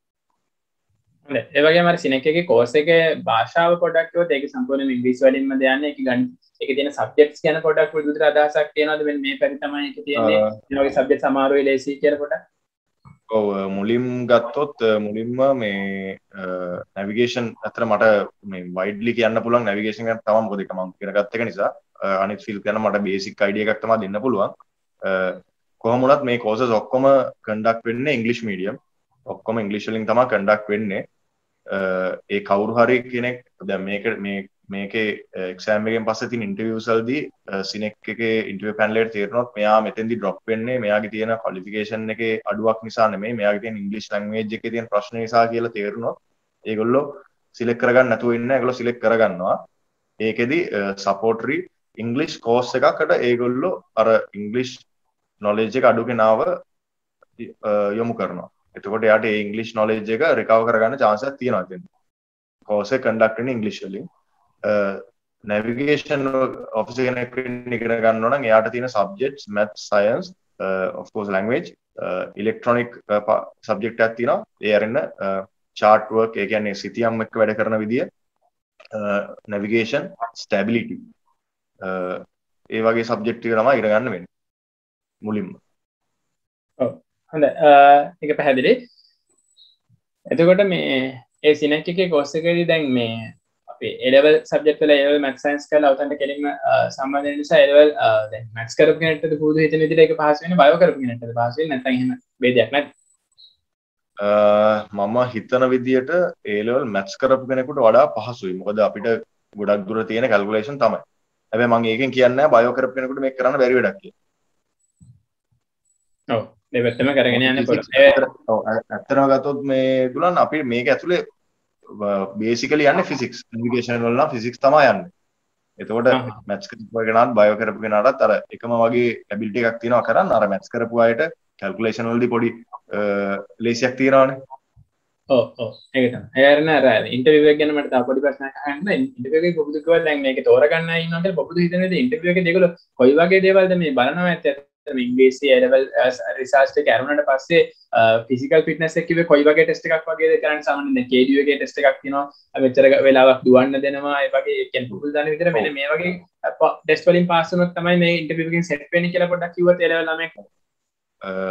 අර ටෙස්ට් එකේ මම ඔයාලට කිව්ව විදිහට ටෙස්ට් එකේ මුලින්ම තියෙන්නේ math science english general knowledge. ඊට පස්සේ ෆිසිකල් ටෙස්ට් එකේ අර වගේ දුවන්න තියෙනවා. ටයිම් එකක් දීලා තියෙනවා දුවන්න තියෙනවා. ඊට පස්සේ පොඩි ෆිසිකල් ටාස්ක් කීපයක් ඔය මේ පුෂ් අප්ස් කීපයක් ඩීප්ස් කීපයක් සිට් අප්ස් කීපයක් වගේ ගහන්න තමයි තියෙන්නේ. ඒක නම් සාමාන්‍යයෙන් මැනේජ් කරගන්න පුළුවන් දෙයක්. සාමාන්‍ය මම අර කිව්වාගේ සාමාන්‍ය ෆිට්නස් එකක් තියෙන සාමාන්‍ය කෙනෙකුට මැනේජ් කරන්න පුළුවන් එකක්. ඒක අර එක්ස්ට්‍රීම් මේ මිලිටරි ට්‍රේනින් එකක් වගේ එකක් නෙමෙයි. පොඩි ෆිසිකල් ටෙස්ට් එකක් එක්ක යන ඇකඩමික් ටෙස්ට් එකක් තමයි තියෙන්නේ. ඊට පස්සේ ඉන්ටර්විව් එකේදී දුරන මම අහුවනේ මොන වගේ දේවල්ද මේගොල්ලෝ බලන්නේ කියලා. එතකොට මම හිතන විදිහට ඒගොල්ලෝ පර්සනැලිටි එක කමාන්ඩින් පවර් එක මේකට තියෙන අර ඉන්ට්‍රස්ට් එක ඒ වගේ දේවල් ඉවැලුවේට් කරනවා කියලා මම හිතනවා. හොඳයි. අපිට පැහැදිලි. දැන් අපි යම් කෙලිම නැවත දැන් අපි වැඩ කරගෙන යද්දී පුතා කියපු විදිහට මේ සර් පුබුදු කියපු විදිහට මේ දැන් ෂිප්ස් වල දැන් පුබුදුගේ අපිට ඇත්තටම මේ ෆීල්ඩ් එකේ ගොඩක් මම හිතන්නේ මේක එකක් නැවක වැඩ කරන්න තියෙන ආසාව අනික ඔකේ තියෙන සැලරි එක. මොකද දකින්න විදිහට මට හිතෙන්නේ. ඉතින් මේ ආසාව සහ සැලරි එක ගත්තම ආසාව එක දෙයක් සැලරි එක තව දෙයක්. ඉතින් අපි ගොඩක් පුතාලා දැනුවත් කරමු දැනට මේ පුබුදු ජොයින් වෙන කාලේ නොවුනත් මේ අද වර්තමානයේ දැන් ඔන්න A level කරලා ඔය අවුරුදු 6නේ අවුරුදු 6ද 5ද 5නේ අවුරුදු 5 හරි අවුරුදු 5 ගත කරලා එතනින් එහාට අර කියපු මම දැන් අවුරුදු 5ක කාලෙදිත් අර කෙටි දීමනාවක් දෙනවා කියලා කිව්වා. ඒ දීමනාවට හම්බ වෙන මුදල කීයද? එතනින් එහාට අපිට දැන් මේ හෙළවල ළමයට සල්ලි ලැබෙන විදිය පොඩ්ඩක් කෙටියෙන් පැහැදිලි කරොත් පොකුදු වටිනවා. ඉතින් මේ මොකද මේවට මම දැන් සල්ලි අම්මලා තාත්තලා සමහරට ඉඩම් මේවා කරලා වාහන හරි මේ විවිධ කාරණා වලින් තමයි මේ අරන් දෙන්නේ. ඉතින් පුතාලා කැමති දුවලා කැමති අනිත් පැත්ත මේවා අම්මලා තාත්තලාට දෙන්න. ඉතින් එහෙම අදහසක් තියෙනවා. ඉතින් ඒක නිසා පොකුදු පොඩ්ඩක් අපිට දුවලාට පුතාලාට කිව්වොත් මෙන්න මේ කාලේ ඔයගොල්ලෝ මේ වගේ දෙයක් හම්බ වෙන්නේ මෙහෙම හම්බ වෙන්නේ ඊට සෙන්ටිමීටර් කැප්ටන් කෙනෙක් වුණත් මේ වගේ තැනකට වගේ යන්නේ කියලා දල වශයෙන් මේ ෆීල්ඩ් එකේ තියෙන සාමාන්‍ය සැලරි ස්කේල් එක ඇවරේජ් මම සැලරි ස්කේල් එක කියන්නම් මේක කම්පැනි එකකින් කම්පැනි එකට සහ ෂිප් ටයිප් එකට වෙනස් වෙනවා ඇවරේජ්ලි කැඩට් කෙනෙකුට ඒ කියන්නේ පළවෙනිම පාරම ඇකඩමික් පීරියඩ් එක ඉවර කරලා මුලින්ම ජොයින් වෙන ට්‍රේනින් කැඩට් කෙනෙකුට සාමාන්‍යයෙන් $450ක් 550ක් අතර ගණක් ගෙවනවා. ඔව් ඒ කියන්නේ ලංකාවේ පොඩක් කිව්වොත් ඔව් $500 කියන දැන්ට ඩොලර් එකක් රුපියල් 200ක් වගේ තියෙනවා සාමාන්‍යයෙන්. ඔව් ඒතර 500ක් කිව්වොත් සාමාන්‍යයෙන් ඒකට රුපියල් ලක්ෂයක විතර මුදලක්. ලක්ෂයක විතර ආදායමක් ගන්න පුළුවන්. මම මේ කියන්නේ මුලම පටන් ගන්න තැන. ඔව්. අර allowance එකද නැත්නම් ඊට පස්සේද? ඔය කිව්වේ. නෑ නෑ මේ allowance එක. allowance එක. ඒ කියන්නේ පළවෙනි මාස 6න් පස්සේද ඔක හම්බුනේ පළවෙනි අවුරුද්දේනේ? ඔව් පළවෙනි මාස 6න් පස්සේ කියන්නේ පළවෙනි මාස 6 අපි කරන ඉගෙන ගන්න එකනේ. ඔව් ඉගෙන ගන්න. පළවෙනි මාස ඇකඩමික් ඉගෙන ගන්නවා ඊට පස්සේ ෂිප් එකට ජොයින් වෙනවානේ. ඔව් ඔව් ජොයින් වුණාට පස්සේ ජොයින් වෙච්ච පළවෙනි දවසේ ඉඳලා අන්තිම දවස වෙනකන් ඔයාලට allowance එකක් ගෙවනවා. ඒක සාමාන්‍යයෙන් මාසෙකට $450 500 අතර ගාණක් තමයි ගෙවන්නේ. ඔව් අපි 500ක් කියලා ගත්තොත් ඒක ලක්ෂයක් විතර වෙනවා. ඒක මාසෙකට සැරයක් තමයි ලැබෙන්නේ. ඔව් මාසෙකට සැරයක් ලැබෙනවා. ඊට පස්සේ ඊළඟට ආපහු අපි සිනෙක් එකට ඇවිල්ලා ඉගෙන ගන්නවානේ. ඒ කාලය ඇතුළතදී ගෙවීමක් වෙන්නේ නැහැ. ඒ කාලය ඇතුළතදී අපි සිනෙක් එකට ගෙවන්න ඕනේ. ඔව්. ඊට පස්සේ නැවත අපි ෂිප් එකට ජොයින් වෙන්නේ සීනියර් කැඩට් කෙනෙක් නැත්නම් ට්‍රේන් වෙච්ච කැඩට් කෙනෙක් විදියටනේ. එතකොට සාමාන්‍යයෙන් $500 ඉඳලා 600 වෙනකන් වගේ ගාණක් ගෙවනවා. ඊට පස්සේ ඊට පස්සේ දැන් ඔය කාල පරිස්සය ටික ටික දැන් අවුරුදු දෙක ගත වෙනවා. අපි දැන් අවුරුදු 5ක් ගිහිල්ලා එතනින් එහාට අර ස්ථිර නැවිගේෂන් ඔෆිසර් කියන පෝස්ට් එකට ආවම මම හිතන්නේ ෆස්ට් නේද ෆස්ට් සෙකන්ඩ් තර්ඩ් එහෙම යන්නේ. ඔව් තර්ඩ් ඔෆිසර්. ඔව්. හරි හොඳයි. එතනින් දැන් ඉහළට පොඩ්ඩක් කිව්වොත්.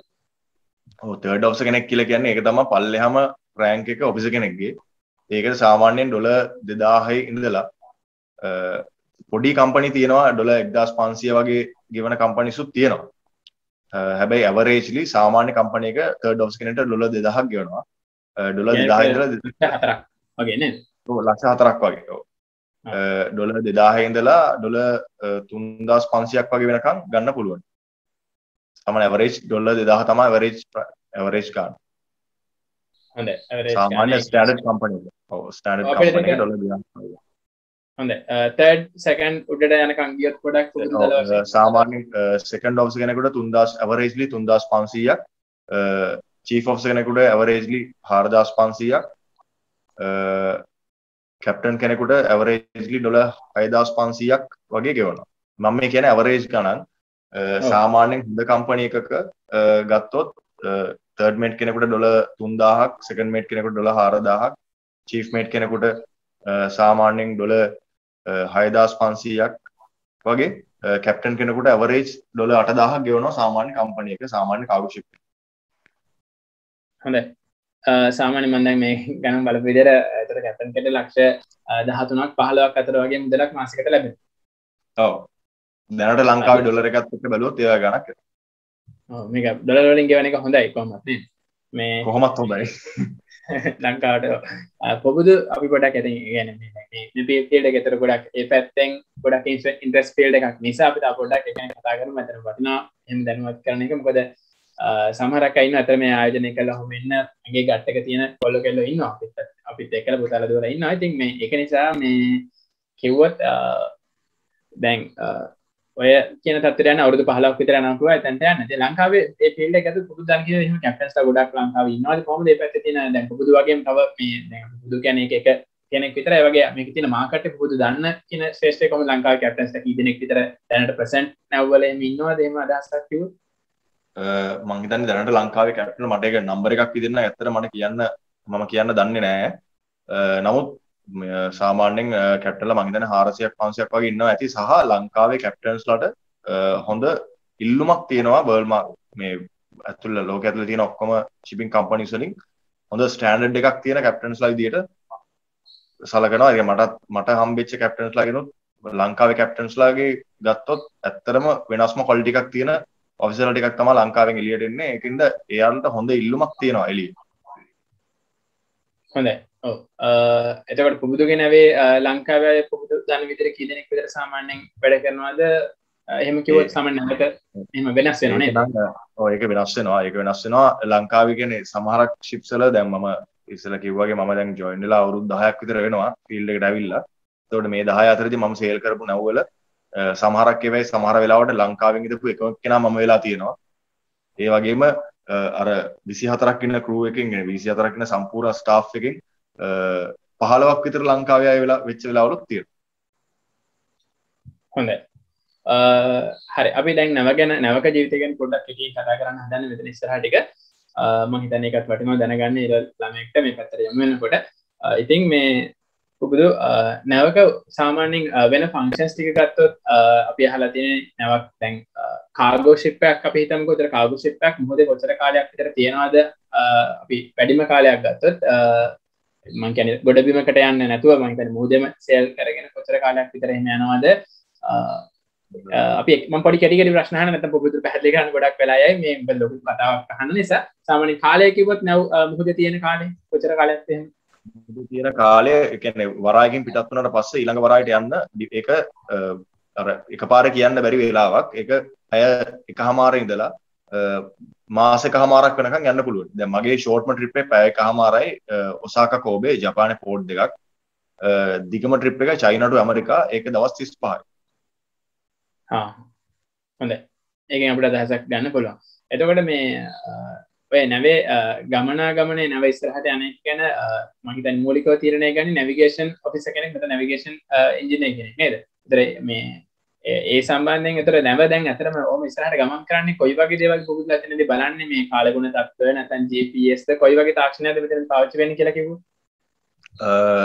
ටෙක්නොලොජි එක තාක්ෂණයෙන් කිව්වොත් අපි පාවිච්චි කරන්නේ GPS තමයි basically දැනට පාවිච්චි කරන්නේ ඉලෙක්ට්‍රොනික charts ඒ කියන්නේ අපි charge කියලා කියන්නේ maps වලට ඉලෙක්ට්‍රොනික map එකක් තමයි පාවිච්චි කරන්නේ. ඒතකොට ඉලෙක්ට්‍රොනික screen එකක මගේ position එක indicate කරනවා. ඊට අමතරව අපි consider කරනවා ඒ ඉලෙක්ට්‍රොනික ඉන්පුට්ස් අරෙන්න weather observations අපිට තියෙන shortest route එක ඊට පස්සේ අපිට ඒ route එකේදී encounter කරන්න තියෙන traffic ප්‍රමාණය ඒ වගේ දේවල් තමයි අපි plan කරද්දී හිතන්නේ. හොඳයි දැන් මම හිතන්නේ දැන් එයාප්ලේන්ස් යනකොට ඒ එයාප්ලේන්ස් කෝඩිනේට් කරන වෙනම නැවිගේෂන් සිස්ටම් එකක් එක එක රටවල් වල හෝ කොමන් එකක් තියෙනවා. ඒතර මේ C එකේදී ගත්තොත් කොහොමද ships coordinate වෙන්නේ? කොහේ හරි විශේෂ සමාගමක් තියෙනවද නැත්නම් එක එක සමාගම එක එක රටවල් වලින් වෙනම කෝඩිනේට් කරනවද? මොකද ඒ ගැන අපිට පොඩ්ඩක් කියලා දුන්නොත්.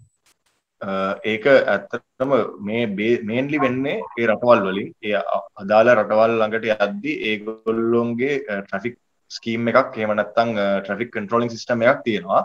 ඒ අරෙන්න කම්පනීස් වලින් ඉන්ට්‍රොඩියුස් කරපු වෙනම සිස්ටම්ස් තියෙනවා. ඒක නැවෙන් නැවට වෙනස් වෙනවා. එහෙම නැත්නම් මේන්ලි ගවර්න් වෙන්නේ අපි අරයිව් වෙන කන්ට්‍රි එකේ තියෙන ට්‍රැෆික් ස්කීම් එක හැටියට තමයි. හොඳයි. එතකොට නැවක් මේ දැන් එක පෝට් එකකින් තවත් පෝට් එකක දියද්දී මේ අර අපි සමහරලාට අහලා දෙනවා මේ තෙල් මදි වෙලා තෙල් ගන්න සමහරකට හම්බන්තොට වරාට යනවා හැමම කියලා. ඒක ගැන කිව්වොත් පොකුදු ඒ කියන්නේ නැවකට තෙල් කොච්චර කාලයකට තියෙනවද සාමාන්‍යයෙන්? ඇයි ඒ වගේ එක අතරමැදි වරායන් වලට සමහරලාට යන්න වෙන්නේ? ඔව් ඒක දුලාන් ඩිපෙන්ඩ් වෙන්නේ නැවේ හැටියට ඇත්තටම තෙල් මදි වෙලා කියන එක මම පොඩක් කරෙක්ට් කරන්නම්. ඒ තෙල් මදි වෙලා නෙමෙයි ඇත්තටම ඒගොල්ලෝ දැන් ගන්න කාගොත් එක්ක දැන් මේ නැව අපි මේ වතුරේ පා වෙලානේ තියෙන්නේ. එතකොට නැවට ගන්න පුළුවන් තෙල් ප්‍රමාණයක් තියෙනවා. එතකොට ගන්න ඒ නැවට ගන්න තෙල් ප්‍රමාණය ඩිපෙන්ඩ් වෙනවා අපිට ගන්න පුළුවන් කාගෝ ප්‍රමාණයත් එක්ක. අපිට එතකොට මේ දෙක කැල්කියුලේට් කරලා තමයි අපි කොච්චරක් තෙල් ගන්නවද කොච්චරක් කාගෝ ගන්නවද කියන එක ඩිසයිඩ් කරන්න වෙන්නේ.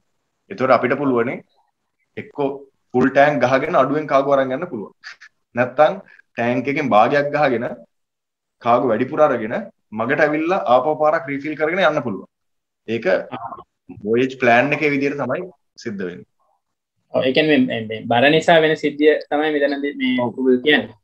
ඔව් නැවකට එහෙම කොච්චර බරක් දරා ගන්න පුළුවන්ද සාමාන්‍යයෙන් කියන්නේ ඒක නැවෙන්නවට වෙනස් වෙනවා. නමුත් සාමාන්‍ය උපරිම බරක් කිලෝ විදිහට නේද කියන්නේ එහෙම කිව්වොත් ටොන් අපි අතර මෙට්‍රික් ටොන්ස් වලින් ගත්තොත් ටොන් සාමාන්‍යයෙන් මම හිතන්නේ 1,35,000 1,40,000 තමයි ඇවරේජ් ගන්න පුළුවන්. මම පොඩි සාමාන්‍ය නවක් ගැන හිතලා කියන්නේ. මට හරිම ෆිගර් එක කියන්න නම් ඒක නැවෙන් නැවට වෙනස් වෙනවා සහ මේ දැන් මම කියන ෆිගර් වැඩි ෆිගර්ස් ගන්න පුළුවන් නැව ඕන තරම් තියෙනවා. හොඳයි. එතකොට නැවක් සාමාන්‍යයෙන් එක ස්පෝට් එකකින් ගියා මැනේජ් ස්පෝට් එකකින් නිකන් කන්ටිනියස්ලි සේල් කරනවද නැත්නම් ඒක එහෙම නතර කරන වෙලාවක් තියෙනවද රැට ඒ කියන්නේ අපි දැක්කද සාමාන්‍යයෙන් මොහොත ඈත තියෙනවා ඒතර අපි හිතනවා ඒවා නතර කරලා තියෙනවා කියලා ඒවා ඒවන් සේල් වෙනවද යන ස්පීඩ් එකක් පොඩ්ඩක් අපිට කිව්වොත් ෆිසික්ස් පැත්ත පොඩ්ඩක් නැවක කිව්වොත් එහෙම සල වශයෙන් අපි දුලන් අපි පෝට් එකකින් ඩිපාර්චර් වුණාට පස්සේ ඊළඟ පෝට් එකනකන් කොහෙවත් නවත්තන්න මුකුත් ප්‍රශ්නයක් නැත්නම් ඉතින් වෙදර් එකකින් ප්‍රශ්නයක් නැත්නම් ටෙක්නිකල් ප්‍රශ්නකුත් නැත්නම් ට්‍රැෆික් එකේ ප්‍රශ්නකුත් නැත්නම් අපි මොන හේතුවකින්දවත් නවත්තන්නේ නැහැ.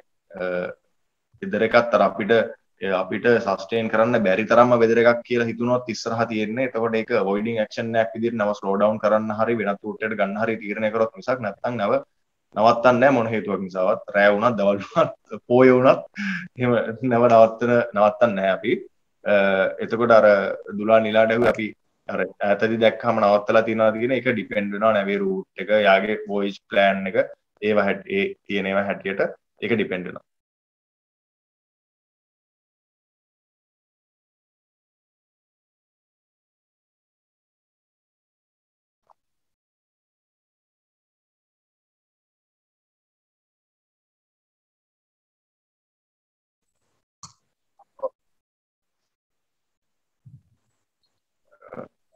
එතකොට ඩිපාර්චර් වල පස්සේ නැව ඊළඟ පෝට් එකට අරයිව් වෙනකන් අවශ්‍ය තෙල් ප්‍රමාණය අවශ්‍ය වතුර තෙල් සහ අනිකුත් අවශ්‍ය දේවල් අපි ස්ටොක් කරගෙන තමයි යන්නේ. නැවේ ස්පීඩ් එක සාමාන්‍යයෙන් මැක්සිමම් දැනට යන්නේ නැව නොට්ස් වලින් තමයි ස්පීඩ් එක මෙෂර් කරන්නේ. ඒ කියන්නේ පැයට නෝටිකල් මයිල් එකක් කියන එක තමයි මේ යුනිට් එක.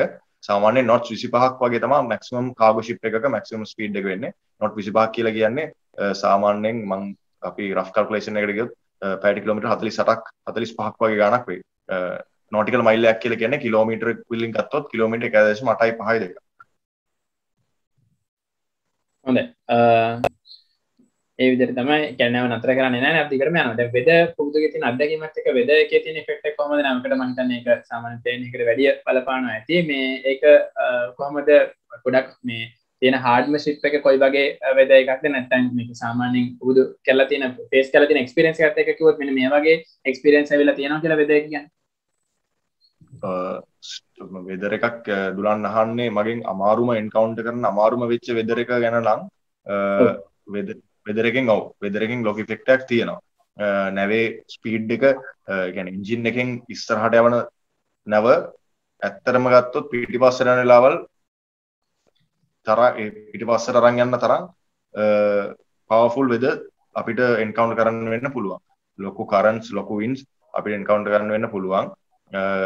අමාරුම වෙදර් කියලා කියන්නේ අපි සාමාන්‍යයෙන් ස්ටෝමි වෙදර් නැත්නම් අයිස් තමයි මම හිතන්නේ අමාරුම වෙදර්ස් විදිහට අපිට එන්කවුන්ටර් කරන්න වෙන්නේ. ඔව් මොහොතදී එහෙම කොහොමද මේ අයිස් කියන தත්ත්වය මේ පොබුදු අපිට එහෙම අදහසක් හිතන්න බෑ. ඒක දැන් මොහොතලත් ඒ විදිහට නැවටම ඒ විදිහටම අයිස් වැටෙනවා කොහොමද පොඩක් ඒ ගැන අපිට පොඩ්ඩක් පැහැදිලි කරත් මට අවබෝධයක් නැති හන්ද අහන්නේ. දුලන් අපි දැන් ගොඩක් පෝල්ස් වලට ළඟ දැන් රෂ්‍යා උඩ ඒ කියන්නේ මුරුමාස්ක් නැත්තම් අපි නෝර්ත් සී එකේ උඩට වගේ ගියොත් වින්ටර් සීසන් එකේදී ටෙම්පරේචර් එක සාමාන්‍යයෙන් -25 35 වගේ යන වෙලාවට එතකොට අපිට අයිස් සමහරක් විට හේල්ස් නැත්තම් අයිස් ස්නෝ ඔය වගේ වෙදර් ෆිනොමිනාස් අපිට එන්කවුන්ටර් කරන්න වෙන්න පුළුවන්. හොඳ එතකොට ඒවට මේ නැව ඇතුළේදී කිසිම ගැටලුවක් නැහැ. ඒ කියන්නේ සාමාන්‍ය පාරේ වැහලා යනවා වාහන වල යනවා වගේ ඒ වෙන බාධාව නැව ඇතුළේදී වෙන්නේ නැහැ. ඒක ගණන් ගන්නේ නැහැ. එම යනවා ප්‍රශ්න නැහැ. ඔව් ඒක අර නැව ඇතුළේදී කොහොමත් අපිට ඒ වගේ වෙදරයක් આવොත් අපි නැවේ ඩෙක් එකට නැත්තම් ඕපන් ස්පේස් එකට කවුරුවත් යන්නේ නැහැ. අනිවාර්යෙන් නැව ඇතුළේ තමයි හැමෝම ඉන්නේ. වැස්සා කියලා වාහනේ යද්දි තෙමෙන්නේ නැහැ වගේ ඒ වෙදර් වලින් ආරක්ෂා වෙලා ඉන්න තරම් ස්ට්‍රෙන්දන් කරපු ස්ට්‍රක්චර් එකක් තමයි නැවකට තියෙන්නේ. අර අයිස් කියන ප්‍රශ්නේදී නැව කියන මුහුදේ වතුර අයිස් වෙලා තිබ්බොත් ඒ අයිස් කඩාගෙන යන්න පුළුවන් කමක් නැහැ හැම නැවටම. ඒතකොට ඒ කියන්නේ සාමාන්‍යයෙන් මුළු අපි දැන් බැලුවොත් අපිට මේ බලුවාම පේන තරම් දුර සම්පූර්ණයෙන්ම මිදිලා තියෙනවා. හරියටද කියන මිදිලා නේද? අයිස් මිදිලා කියලා නේ අපි කියන්නේ. ඔව් අයිස් මෙල්ට්. ඔව් සම්පූර්ණ අයිස් වලින් වැහිලා තියෙන වෙලාවල් තියෙනවා. ඒ වගේ වෙලාවට හැම ෂිප් එකකටම මේක කඩාගෙන යන්න බෑ. එතකොට අයිස් බ්‍රේකර්ස් කියලා වෙනම සපෝටිං ෂිප්ස් තියෙනවා. එතකොට ඒගොල්ලෝ ඉස්සරහින් අයිස් ටික කඩාගෙන යනවා. පිටිපස්සෙන් අපි ඒක ෆලෝ කරන් යනවා වගේ එක මෙතඩ්ස් අපි පාවිච්චි කරනවා ඒක ආරක්ෂා සහිතව මේ ටික ක්‍රොස් කරන්න. හොඳයි. පුබුදු දන්න කියන අත්දැකීම් වල විදිහට දැන් ඔය ටයිටැනික් නම් වගේ සිද්ධි තවත් ඒ වගේ ප්‍රධානම වෙලා තියෙනවා. අපි දැන් ප්ලේන් නම් අහලා තියෙනවා නිතරම ඕවා වැටෙනවා මේ දේවල් අහලා තියෙනවා. නමුත් නැවක එහෙම දේවල් අහලා තියෙනවද මේක මේ බ්‍රේක් ඩවුන් වෙන එක නෙවෙයි. මහන්නේ මේක සම්පූර්ණයෙන්ම ලොස් වෙලා වගේ ඒ වගේ ටෝටල් ලොස් එකක් වගේ දැන් මම හිතන්නේ ලංකාවේ මේ ළඟදී වුණ සිද්ධිය එක වෙනම දෙයක්. ඒරෙන් පුබුදු අහලා තියෙන විදිහට මේ ගත්තොත් කොයි වගේ කතන්දරද නැව සාමාන්‍ය ටිකක් අපිට රිස්ක් එකක් තියෙන එකක් පැත්තට හිතන්න තියෙන එක්ස්පීරියන්ස් වගේ තියෙන. එහෙම එක්ස්පීරියන්ස් එකක් තියෙනවද පුබුදුට? මම කියන්නේ යාළුවන්ගේ හරි ඉස්සර ඒව ගැන. දැන් මට පර්සනල් එක්ස්පීරියන්ස් එකක් නෑ දුලාන්. හැබැයි අපිට නිවස් වලින් එහෙම නැත්තම් මේ අපිට එන රිපෝට්ස් තියෙනවා අපිට වෙන ඇක්සිඩන්ට්ස් වලට වෙන ප්‍රශ්න මිස්හැප්ස් ඒවා අපිට වෙනම අපිට රිපෝට් එකක් එනවා. අපි ඒවා ගැන කේස් ස්ටඩීස් වෙනම රන් වෙනවා. ඒවා ගැන අපි ස්ටඩි කරන ගමන් තමයි හැමතිස්සෙම අර ෆීල්ඩ් එකේ වෙන ඇඩ්වාන්ස්මන්ට්ස් ඩෙවලොප්මන්ට්ස් ගැන අපි ෆලෝ කරගෙන යන්නේ. එතකොට ඒ ෆීඩ්බැක් වෙනම අපිට එනවා. ඒ අතරදී මම අහපු සහ දැකපු දේවල් තියෙනවා. ඒ වයින් ඒකේ නැවකට වෙන්න පුළුවන් ප්‍රශ්න ඔයා ඇහුවේ. එතකොට ඒක ෆයර් කියන එක නැවකදී ප්‍රශ්නයක් වෙන්න පුළුවන්. මුහුද නැව වටේම වතුර තිබ්බත් ගින්නක් කියන්නේ නැවක් ඇතුලේ ප්‍රශ්නයක්. ඒක හේතුව තමයි අපිට තියෙන ලිමිටඩ් සෝසස්, තියෙන ලිමිටඩ් මෑන් පවර් ඒ වගේ ප්‍රශ්න තියෙනවා. ඊට පස්සේ වෙදර් එක හරියට ප්ලෑන් කරේ නැත්නම් වෙදර් එක ලොකු ප්‍රශ්නයක්. නැව වටේම වතුර තිබ්බත් අතුලට වතුර එන්න ගත්තොත් ඒක ප්‍රශ්නයක්. එතකොට නැවේ ස්ට්‍රෙන්ත් එක අපි දන්නවා නැවට කොච්චරක් මොන වගේ වෙදර් එකක්ද අපි වෙදර් ස්කේල්ස් තියෙනවා මොන වගේ වෙදර් එකක්ද දෙන්නේ ඒ කියන්නේ සාමාන්‍ය හොඳ වෙදර් එකට කියන්නේ හොඳට ස්ට්‍රෙන්දන් කරපු නැවක් වුණත් වෙදර් එකට දෙකට කඩන්න පුළුවන් හැකියාවක් තියෙනවා. ඒ වගේ රිස්ක් එකක් තියෙනවා. සාමාන්‍යයෙන් ඔයාට අපි මෙහෙම අපි කතා කරද්දී මේ අපි එක්සැම්පල් එකක් විදිහට ගත්තොත් වින්ඩ් එක පැයට කිලෝමීටර වලින් ගත්තොත් වින්ඩ් එක පැයට කිලෝමීටර 150ක් 200ක් වගේ කිට්ටු වෙන්නේ. නොට්ස් 50කට නොට්ස් 50කට නොට්ස් 60කට වගේ කිට්ටු වෙන්න ආවොත් වින්ඩ් එක සාමාන්‍යයෙන් වේග හයිට් එක මීටර 15කට 20කට වැඩි වෙන්න පුළුවන්. සෝරි මේ 20කට වැඩි වෙන්න නෙමෙයි සාමාන්‍ය 15කට 20කට කිට්ටු වෙන්න පුළුවන්. ඉතින් මීටර 15ක වේව් එකකුයි පැයට කිලෝමීටර 200ක වින්ඩ් එකකුයි ආවොත් යකඩකට මොකක් වෙයිද කියලා මං හිතන අපිට හිතා ගන්න පුළුවන්.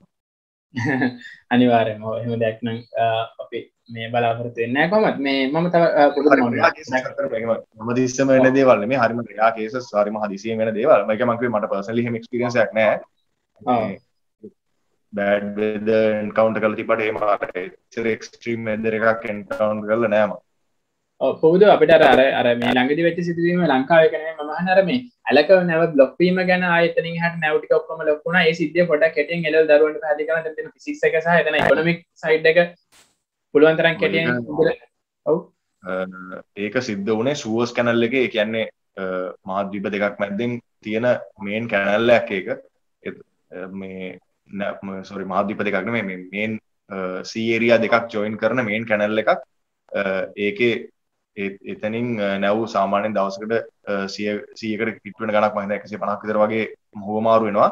ඒකේ සිද්ධ වුණේ වෙදර් එක නිසා සෑන්ඩ් ස්ටෝම් එකක් හින්දා ඒ නැව සයිඩ් එකට හැරිලා නැව ඒ ඇල සම්පූර්ණයෙන්ම හරස් වෙන විදිහට බ්ලොක් වුණා. ඒක සිද්ධ වුණේ වෙදර් ෆිනොමිනක් හින්දා තමයි. සෑන්ඩ් ස්ටෝම් එකකින් තමයි ඒක සිද්ධ වෙලා තිබ්බේ. සම්පූර්ණයෙන් බ්ලොක් වෙන විදිහට හරස් වුණා. එතකොට ඒක අයින් කරන්න දවස් ගාණක් ගියා. එතකොට අර ලෝකේ දෙපැත්තක ඉඳන් අනිත් පැති වලට යන බඩු දෙපැත්තේ හිර වුණා. ඒක තමයි වෙච්ච ප්‍රශ්නේ. මොකද ලෝකේ මේන් සප්ලයි චේන් එක තමයි ships කියන්නේ. ඒ සප්ලයි චේන් එක අර වගේ මහද්වීප දෙකක හිර වුණාම ගොඩක් රටවල් වලට ප්‍රශ්න ඇති වෙන තත්ත්වයක් ආවා. එතනදී ඒ නැව කෙලින් කරේ කොහොමද කියලා පුබුදුර අදහසක් තියනවද? ඒක රේ ටයිඩ් එකත් එක්ක තමයි ඒක කළේ. ටයිඩ් මේ ටයිඩ් කියලා කියන්නේ අපි මේ මොනවාද වඩදිය බාදිය කියලා කියන අර වතුර උස් පහක් තියෙන්නේ. ඒකට වතුර වැඩි වෙනකොට නැව ඉස්සෙනවනේ. ඒක පාවිච්චි කරලා අර හිර වෙච්ච පල්ලෙහා තියෙන පස් ටික අයින් කරලා මෙකැනිකල් ටෙක්නොලොජි එක මෙකැනිකල් විදියට පල්ලෙහා ටික අයින් කරලා පුළුවන් තරම් වටේම හිර වෙච්ච දයන් ගුරුල් කරලා අර ටයිඩ් එකත් එක්ක නැව උස්සලා තමයි ඒක ආපහු හරි පැත්තට හරවගත්තා. හොඳයි. එතකොට පුබුදු මේ දැන් ඒ වගේ නවක් ඒ වගේ සෝන්නයක් හරහා යද්දී ඒ රටවලට මොකක් හරි ගෙවීමක් කරනවද? එහෙම රටවල් වලට අයිති දේවල් කොහොමද ඒක වෙන්නේ? මේක නැවෙන් ගෙවනවද කොහොමද? ටිකට් ගන්නවා වගේ දේවල් තියෙනවද? ඔව් ටිකට් එකක් ගන්න ඕනේ. ඇත්තට මේක මේ ලොකු වියදමක් යන වැඩක්. නමුත් අර මහද්වීපයේ වටේම යනවට වැඩිය ඒ කැනල් එකෙන් යන එක උදාහරණයක් විදිහට මේ වගේ තවත් කැනල් එක තමයි පැනම කැනල් එක කියන්නේ. පැනම කැනල් එකේ ගත්තොත් පැනම කැනල් එකේදී අපි කෙලින්ම පැනම ඔතොරිටි එකට පේමන්ට් එකක් කරන්න ඕනේ. සුවස් කැනල් එක ගත්තොත් සුවස් කැනල් ඔතොරිටි එකට පේමන්ට් එකක් කරන්න ඕනේ. ඒක හරහා යන්න ඒක හරහා යන්න අවසර ගන්න ඒකට පේමන්ට් එකක් කරන්න ඕනේ. හොඳයි. ඒක නැව් සමාගමෙන් වෙනම කළා කලින් අරගෙන තමයි තියෙන්නේ. ඔව් කලින් අරගෙන තමයි තියෙන්නේ. හොඳයි. ඒ ටික තමයි පුබුදු දැන් අපි මේ නැවේ ඒ සාමාන්‍ය මේ රූටින් ප්ලෑන් එක තමයි ගත්තේ. මේ මම අහලා රුවල් නැව් එහෙම තියෙනවද? රුවල් නැව් ඒ වගේ නැව් තියෙනවද? ඔය සාමාන්‍ය නැව් ඇරෙන්න පුබුදු දැකලා තියෙනව මට මම දැකීම නැහැ මම නිකන් අහුවා.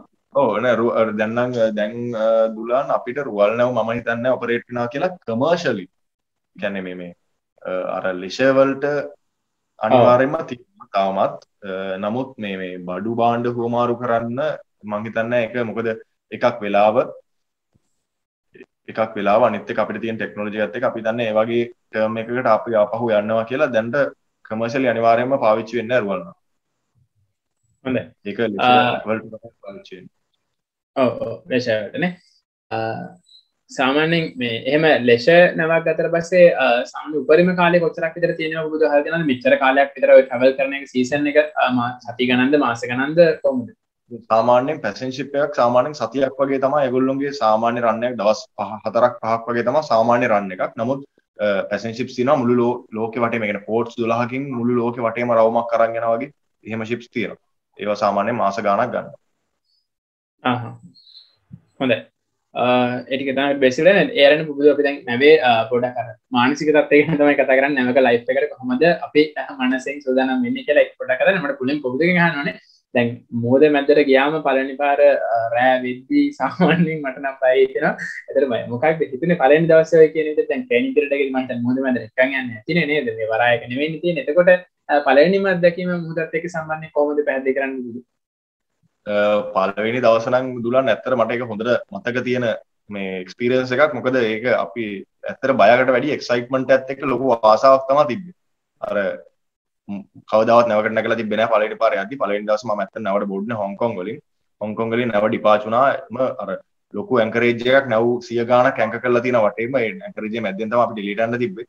එතකොට මට එදා දවසේ ඒ කියන්නේ මම ගෙදරින් මයිල්ස් ගාණක් 10 ගාණක් එහා මම කියලා මම විතරයි ඉන්නේ වගේ අර වටේ ඉඳපු අනිත් අය නෑ කියන ඒව මතක් වුණේ පස්සේ. මුලින්ම තිබ්බ එක්සයිට්මන්ට් එක තමයි අර මේ නැව් වටේ තියෙනවා ලොකු ඉක්විප්මන්ට්ස් තියෙනවා GPS රේඩාර්ස් ඉකෝ සවුන්ඩර්ස් වටේ වැඩ කරනවා කැප්ටන් ඉන්නවා ලොකු පර්සනැලිටි එකක් අපි ඉස්සර හිටපු අර ඒ වගේ එක්සයිට්මන්ට් එකක් තමයි තිබ්බේ පළවෙනි දවසේ. ඊට පස්සේ පොඩ ඒකට ඇත්තටම හුරු වුණා. ඊට පස්සේ ඉතින් එහෙම ලොකු ප්‍රශ්නයක් හෝ ගැටලුවක් බවට පත් වුණේ නැහැ. ටින්ටිං එක කැප්ටන් ඉන්නේ ඒ වගේ ඉන්න ඇති මම හිතන්නේ මේ අපි දැකලා තියෙන අතර මේ කැප්ටන් මම හිතන්නේ පොඩි කාලේ මේ කොහොමද කැප්ටන් ඉතින් හැඩොක් ඔව් එයා ඔව් කැප්ටන් හැඩොක් නේද මේ එයාපෝට් එකෙන් මේ දැන් කියන්නේ ඔය ප්ලේන් එකක ගිහිල්ලා තමයි හොංකොං වලින් නැවට එන්නේ එහෙම නේද ඔව් ඔව් ඔව් දුලන් අපි නැවට ජොයින් වෙන්න ෆ්ලයිට් එකක ඒ නැව තියෙන පෝර්ට් එකට ට්‍රැවල් කරන්න ඕන ඒක සාමාන්‍යයෙන් හැමදාම ඔය දැන් හොංකොං වලට යනවද නැත්නම් පුදුර යන්න තියෙන එක එක එයාපෝට්ස් වලින් එහෙම යන්නේ නෑ නෑ ඒක ඩිපෙන්ඩ් වෙන්නේ මම ජොයින් වෙන නැව තියෙන තැන හැටියට තමයි මම පළවෙනි පාර හොංකොං වලින් දෙවෙනි පාර සිංගප්පූර් වලින් තුන්වෙනි පාර USA වලින් හතරවෙනි පාර ෆ්‍රාන්ස් වලින් එහෙම එක එක පාරට එක එක පෝර්ට්ස් වලින් තමයි ජොයින් වෙන්න තියෙන්නේ එතකොට මේ පෝර්ට්ස් වල ජොයින් වෙනකොට ඒ ගියපු දවසේ වෙලම ජොයින් වෙන්න ඕනද නැත්නම් සමහරට පුදුදු ඒ ළඟ ඉඳලා එහෙම ජොයින් වෙන වෙලාව කියන්නේ මම හිතන්නේ ඒ එක එක රටවල් වල මම හන්නේ නැව ඇරෙන්න රටේ පුදුදු යම්කිසි දවසක් දෙකක් ඉන්න හැකියාවක් තියෙනවද විවිධ රටවල් වල ඔව් සමහරක් රටවල් වල දැන් එක්සැම්පල් බ්‍රසීල් වලට අපි ගියා ට නැව පෝට් එක ළඟට අරයිව් වෙලා තිබ්බට නැව බර්ත් එක ගන්න පුළුවන් කමක් තිබ්බේ නැහැ. අපි ඒතකොට සතියක් විතර හොටෙල් එකකට වෙලා හිටියා නැව පෝට් එකට එනකම්. ඒ වගේ වෙලාවක් තියෙනවා. සාමාන්‍යයෙන් ප්ලෑන් කරන්න ඒ කියන්නේ අර කියන ෆයිනෑන්ෂියලි වාසිම විදියට ප්ලෑන් කරන්න ඒගොල්ලෝ ප්ලෑන් කරන්නේ අපි හොටෙල් එකකට දවසක් විතර රෙස්ට් එකේ තියලා ෂිප් එකට ජොයින් වෙන්න. ඒ වුණාට අර ෆීල්ඩ් එකේ තියෙන කන්ජෙෂන් එකකින් හින්දා සමහරක් වෙලාවට එහෙම වේට් වෙන්න පුළුවන් වෙලාවල් එනවා.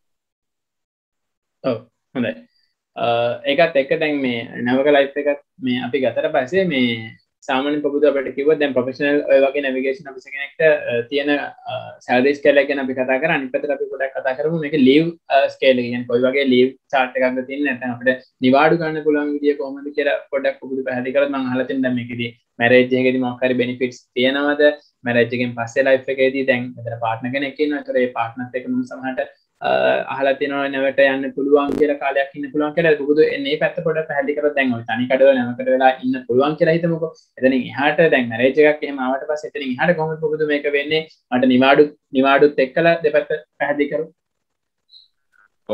දුරන් අපිට ඔෆිස් කෙනෙකුට කියන්නේ තර්ඩ් ඔෆිස් කෙනෙක් විදිහට පටන් ගන්න එයාගේ සාමාන්‍යයෙන් දැන් මගේ කම්පැනි එකේ කොන්ට්‍රැක්ට් පීරියඩ් එක එක දිගට මම නැවේ ඉන්නවා ඉතින් මාස 6ක් වෙනකන් මට ලීව් ගන්න පුළුවන්. ඒ කියන්නේ මට කැමති නම් මාසයක් ගන්නත් පුළුවන්. මට කැමති නම් මාස 6ක් ගන්නත් පුළුවන්.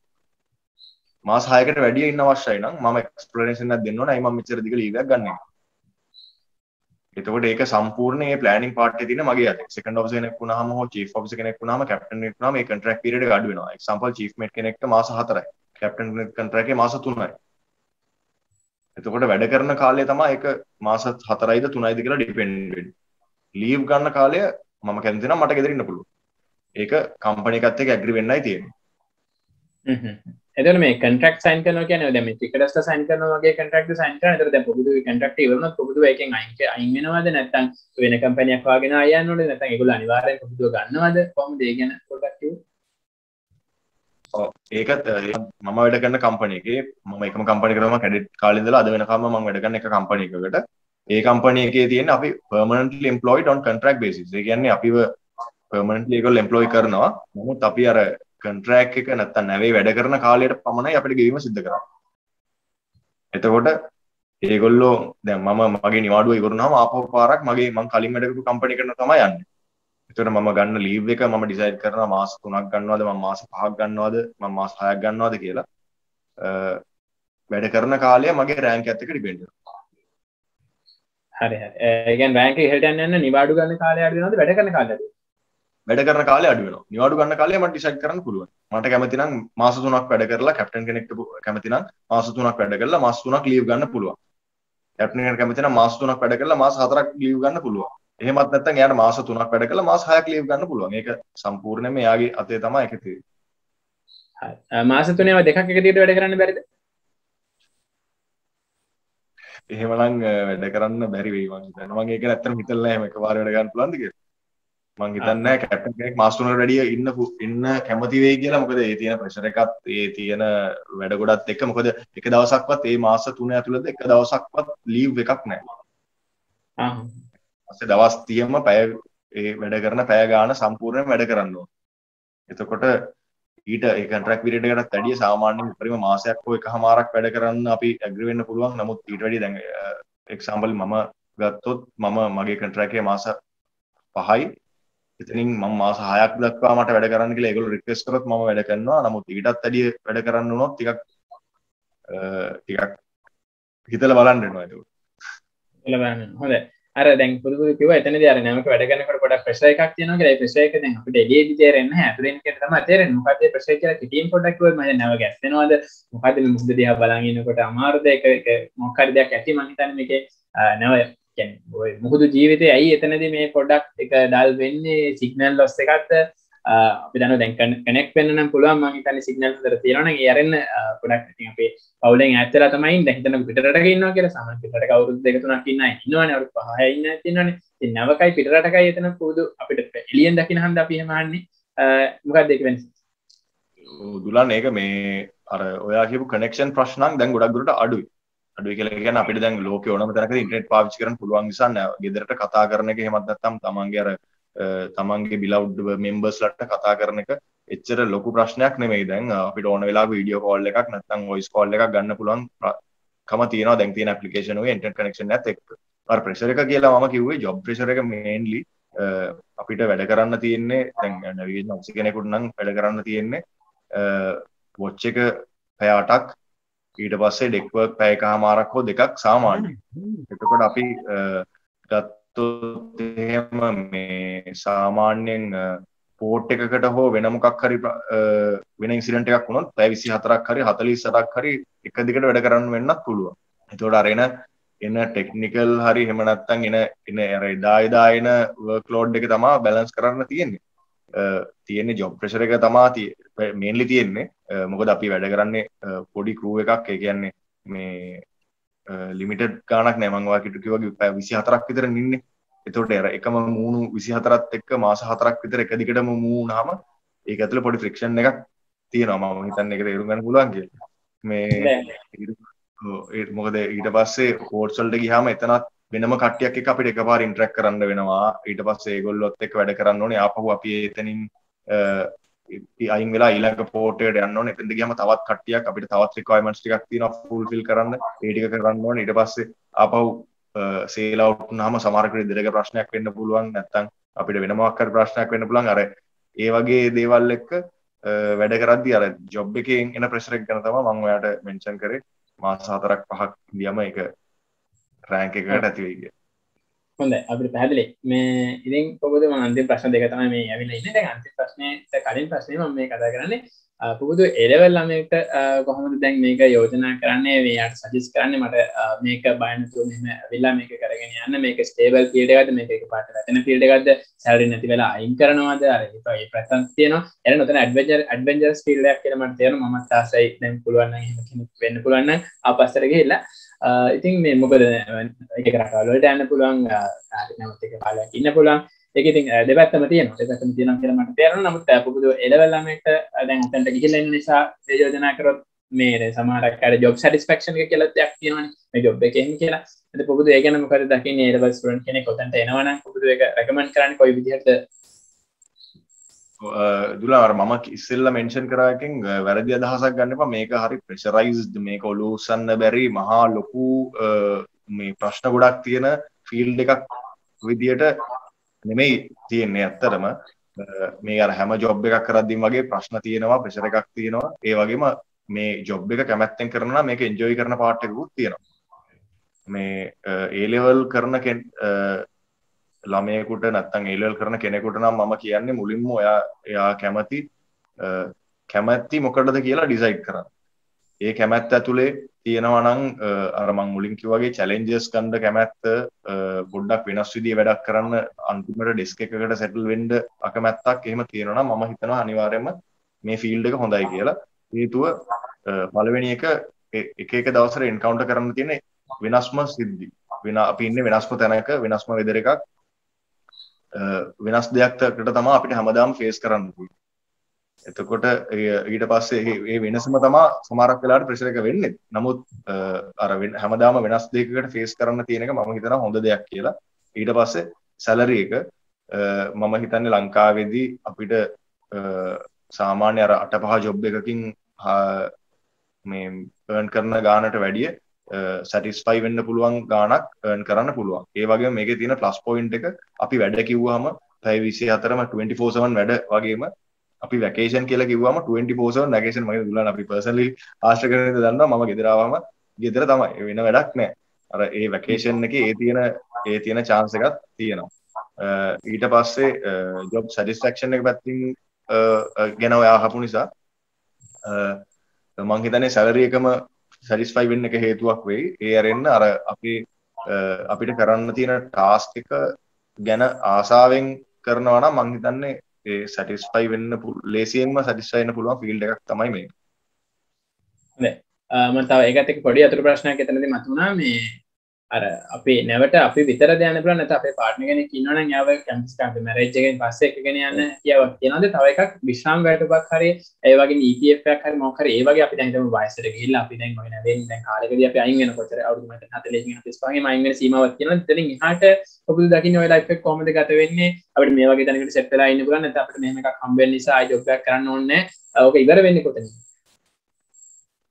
අර මං දුලන්ගේ ප්‍රශ්නෙත් එක්කම කලින් ආපු ප්‍රශ්නවත් යන්නම් පොඩ්ඩක් අර මැරේජ් එක ගැන අහුවා මැරේජ් එකට පස්සේ මොකද වෙන්නේ කියලා මං හිතන්නේ ඒක ප්ලෑන් කරගන්න ඕනේ දෙයක් මම ඇමරිකා රද්දි හොඳ රෑන්ක් එකකට ඇවිල්ලා ඒ කියන්නේ පොඩ්ඩක් උඩ රෑන්ක් එකකට ඇවිල්ලා ඉතියනම් අර එතකොට ගෙදරින් එළියදී එකපාර එක දිගට ගෙදරින් එළියේ ඉන්න වෙලාව අඩු වෙනවා එතකොට අර දුලන් කිව්වාගේ මිනිස්සු අපේ ඉන්න ලංකාවේ අය පිට රටවල් වලට ගිහලා අවුරුදු ගණන් ජොබ්ස් කරලත් ලංකාවට එනවානේ අර ඒ තරම් කාලයක් ගෙදරින් එළියේ ඉන්නේ නැතුව ඊට අඩු මාස 3ක් හෝ 4ක් ගෙදරින් එළියේ ඉඳලා ඉක්මනටම තමන්ගේ ෆැමිලි එක ගාවට ආපහු එන්න පුළුවන් chance එකක් මේක ඇතුලේ තියෙනවා.